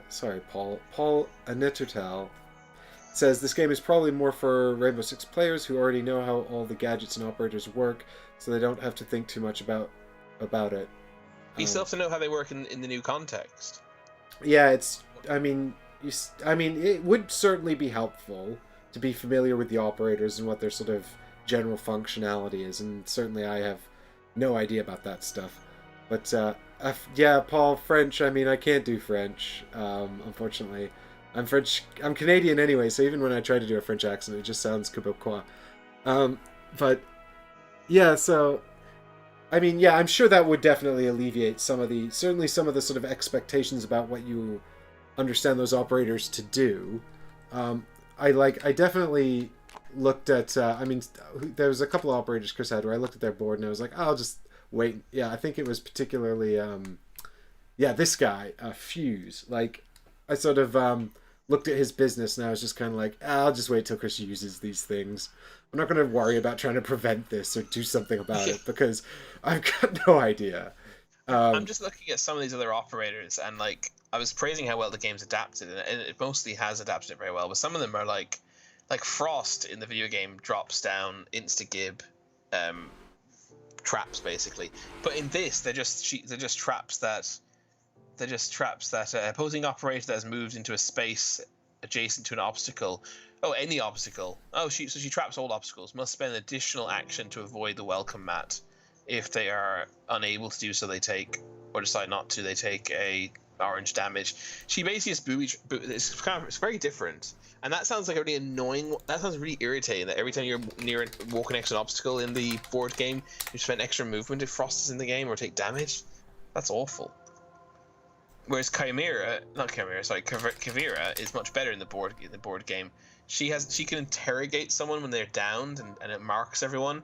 but I find the video game is awful because you half the time you're interrogating someone will just come and shoot you while you're interrogating them, and pinging enemies briefly in the video game is less useful, I find, than Oops.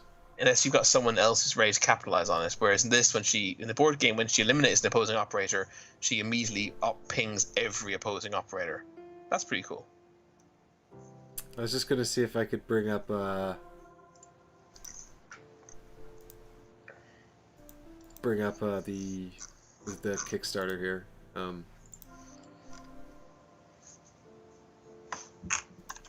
There we go. So that we could actually have some context to what you're talking about. So you're zooming in on the operator sheets here. If you scroll down, let me get the stream up. Yeah, so go back up to some of the dudes. No, go back up.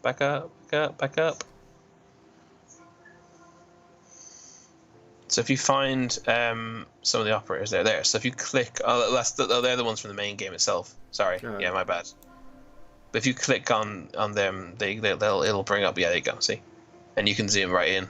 Okay, so this is high res enough. Yeah, that's pretty good actually to have a look at them. But yeah, I mean, I still think that this is gonna. I mean, like, I think I would only ever play this with you. I can't think of a single other person I would play this with who would enjoy it. And would we choose to play this over something else? If you and me were together playing a 2-player game, would we choose to play this? I'd want to play SFB. Well, I don't think we can play that anymore. Chris has gotten too good at it, guys. I can't even compete with him anymore. It's not true. Mike and I haven't even played in quite some time with each other. Yeah, but didn't you win the last tournament I was in? Not the last one, the one before that I won. But that's like 12 people, 3 rounds, or 10 people might even be actually. Like it doesn't. Yeah, the point is, I think I won one game, but I might have lost them all. I'm not sure. So the second tournament you didn't do particularly well in. Didn't we have a third tournament, or have we not? I'm talking about the third one, I think, or maybe I didn't win the third one. I came mid-table in the third one. Maybe I've only done 2. How many have I done on the channel, guys? You've done 3, I think. Well, the point is though, I'm just not committed to getting good enough at Super Fantasy Brawl to compete with you. I think, which is fine. What are these white dots on all these cards? Are you gonna commit to Rainbow Six Siege? Well, I mean, I guess the one mitigating factor, of course, is that I don't think you're gonna commit to it either.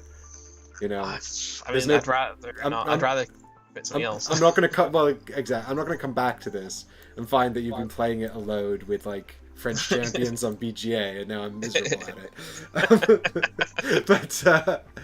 You know, that's the thing is, it's like the thing is, you know, I don't mind losing or anything like that. It's just that it's nice to be able to actually compete, you know, and that's the problem I'm going to have with this. I think I've already played it. I mean, I think a lot of my other friends would have a hard time, particularly with the real time aspect, but also with the biddy rules. Like, you know, the reason I said play with you is because you have already sort of managed to get your head around these rules, and you've done that groundwork, you know. But I mean, like I said, I think the only thing that really intrigues me about this now is the real-time aspect. I do really enjoy real-time aspect. What's that? Hangers was saying, "Oh my god, Kickstarter, you're not going to back." I still think he'll back it. Yeah. £50 for the core set with 20 operators and 2 maps. I reckon Mike will back it. I mean, I'm not saying I won't. So, I mean, it is tempting to get the core set and give it a try. See if it's more. I mean, I think certainly the dice rolling and stuff will be more pleasing in real life, just because it is typically more enjoyable in real life to roll dice than it is on TTS. I was saying to Chris, I think they're the one board game component that translates least well. Yeah, I agree. Digital implementation. I still think 50 quid is actually okay. I think you get I think you're getting enough stuff. 50 quid's a fair price for the base set. I'm just looking at what the shipping is going to be though. core pledge to the UK is going to be $29. That's actually quite a lot. Yeah, that's like 20 quid shipping. Yeah, so it's actually 70 quid to get this in your hands. Yeah. That makes a difference. That does make a big difference, actually. Because if it was 60 quid to get into your hands, I would have said, yeah, definitely, yeah, go for it. 70 is a lot, actually. That's a weird mental gap between 60 and 70. Cause I think it's because at 60 you're still thinking of it in relation to 50. At 70 you're now thinking of it in relation to 100. Yeah. But it's a shame the overlays aren't really functioning in TTS, because as you guys can see here, they're clearly like sort of four shapes, where or four sides, whereas in the Tabletop Simulator mod, for some reason, they're two sides. I think basically this is meant to cover, like if this was here, it would cover. Wait, are we back in the board into the TTS now? Yeah, I think it's meant to be that if that was there, it would also be covering here. But I sure would love for the game to show up on stream, but it's not. Here. Oh, okay. Well, but yeah, I think I agree with what Chris is doing here. Why is this not showing? It makes a cross, basically, I think. Yeah.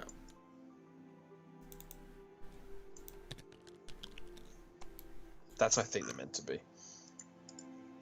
But anyway. Mark says you could probably get your money back on it if you sold it on. I'm gonna go. Paul says I'm gonna go all in, I guess, but that's because I'm a long-time player. Otherwise, core box and the maps are enough. Paul, have you tried it on TTS yet? Be interested to hear what you think if you have. Yeah. Because it is good. It is good that Mythic have made it available to play. Yeah, 100%. Like, I mean, I think that what is it? Chris, how many backers does it have? It's got at least 7 or 8, hasn't it? 8,291 for £850,000. I mean, 8,000 backers. I mean, are they all video game players? No, probably not. I think that this is one that I'm really glad I played. I would not back this if I didn't have the channel. Yeah, but you will with the channel though. Well, the thing is, I am sort of interested in creating content with it or reviewing it or something like that, or perhaps.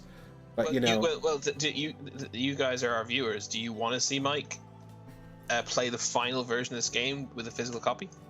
No, they're definitely not going to send me a review copy, so.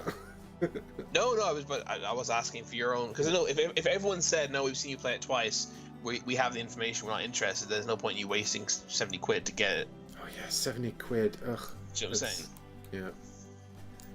Whereas if people were saying, "Oh no, I would be interested to see your the physical version played," and your final thoughts, then sure.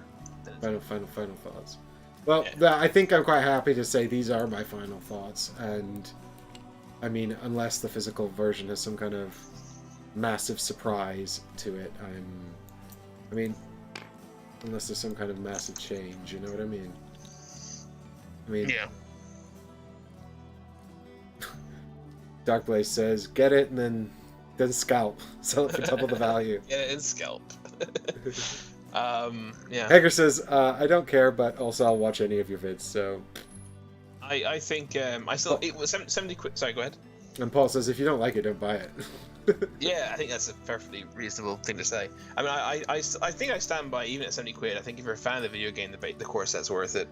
I wouldn't have thought the all-in is worth it, even as a fan of the video game, but Paul is a big fan of the video game, and he sees the value in having the 14 operators. But again, that's probably because he's presumably, Paul, you can name all the operators. Like my friend Rich is the same. He can name them all. He understands they all work already.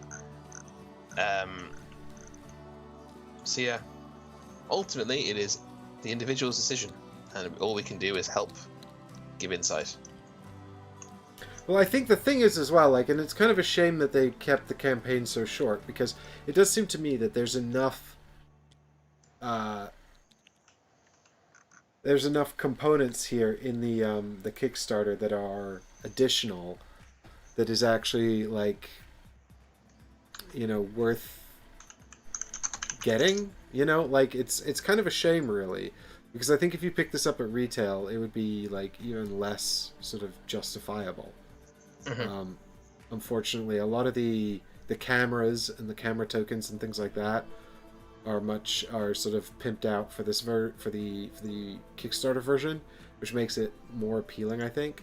I'm trying to bring back the Kickstarter thing. Is it here? No. Where is it? Here it is. I mean, although I'm just thinking like the advantage I think of the plastic tokens they're offering on the Kickstarter. So these are the standard ones that you'll get at retail, I imagine, which are standees. And then there's these pimped out, yeah, these ones here. They're plastic, and they've got plastic models on them. And the sort of the major advantage of those, and these are Kickstarter exclusive, is that they, at a glance, they can be much more easily identified.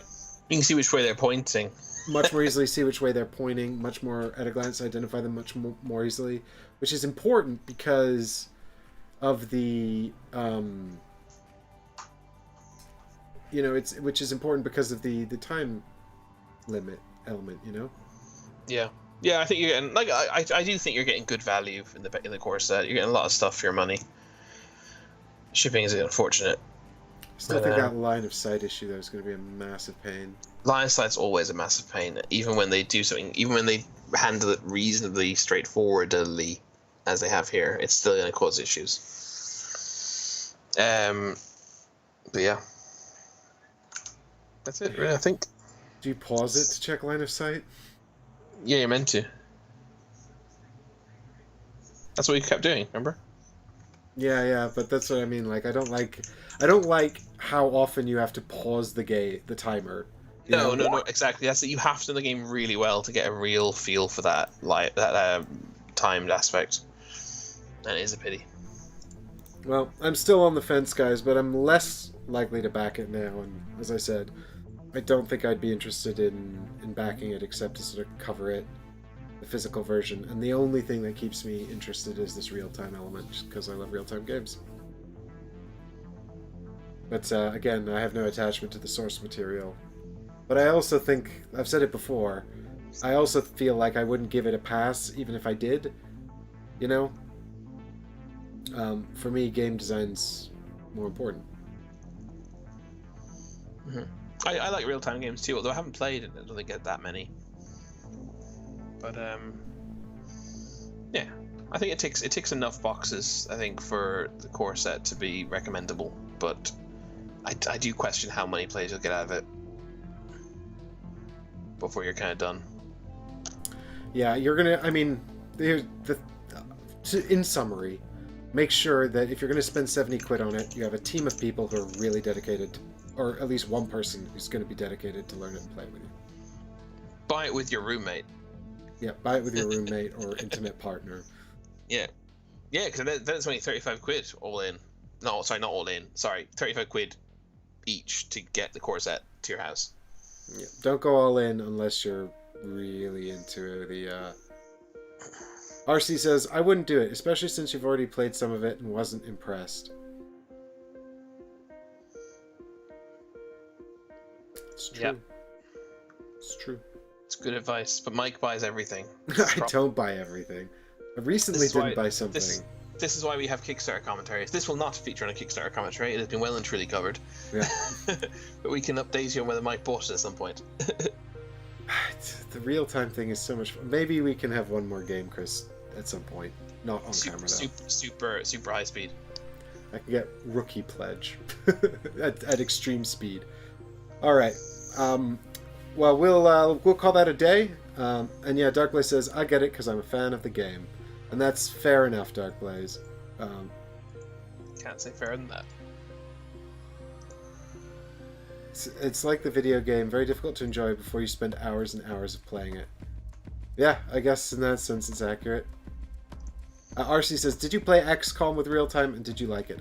I haven't played it, RC. I have played the XCOM board game and I really enjoyed it. I think I would probably like it then. Is it cooperative?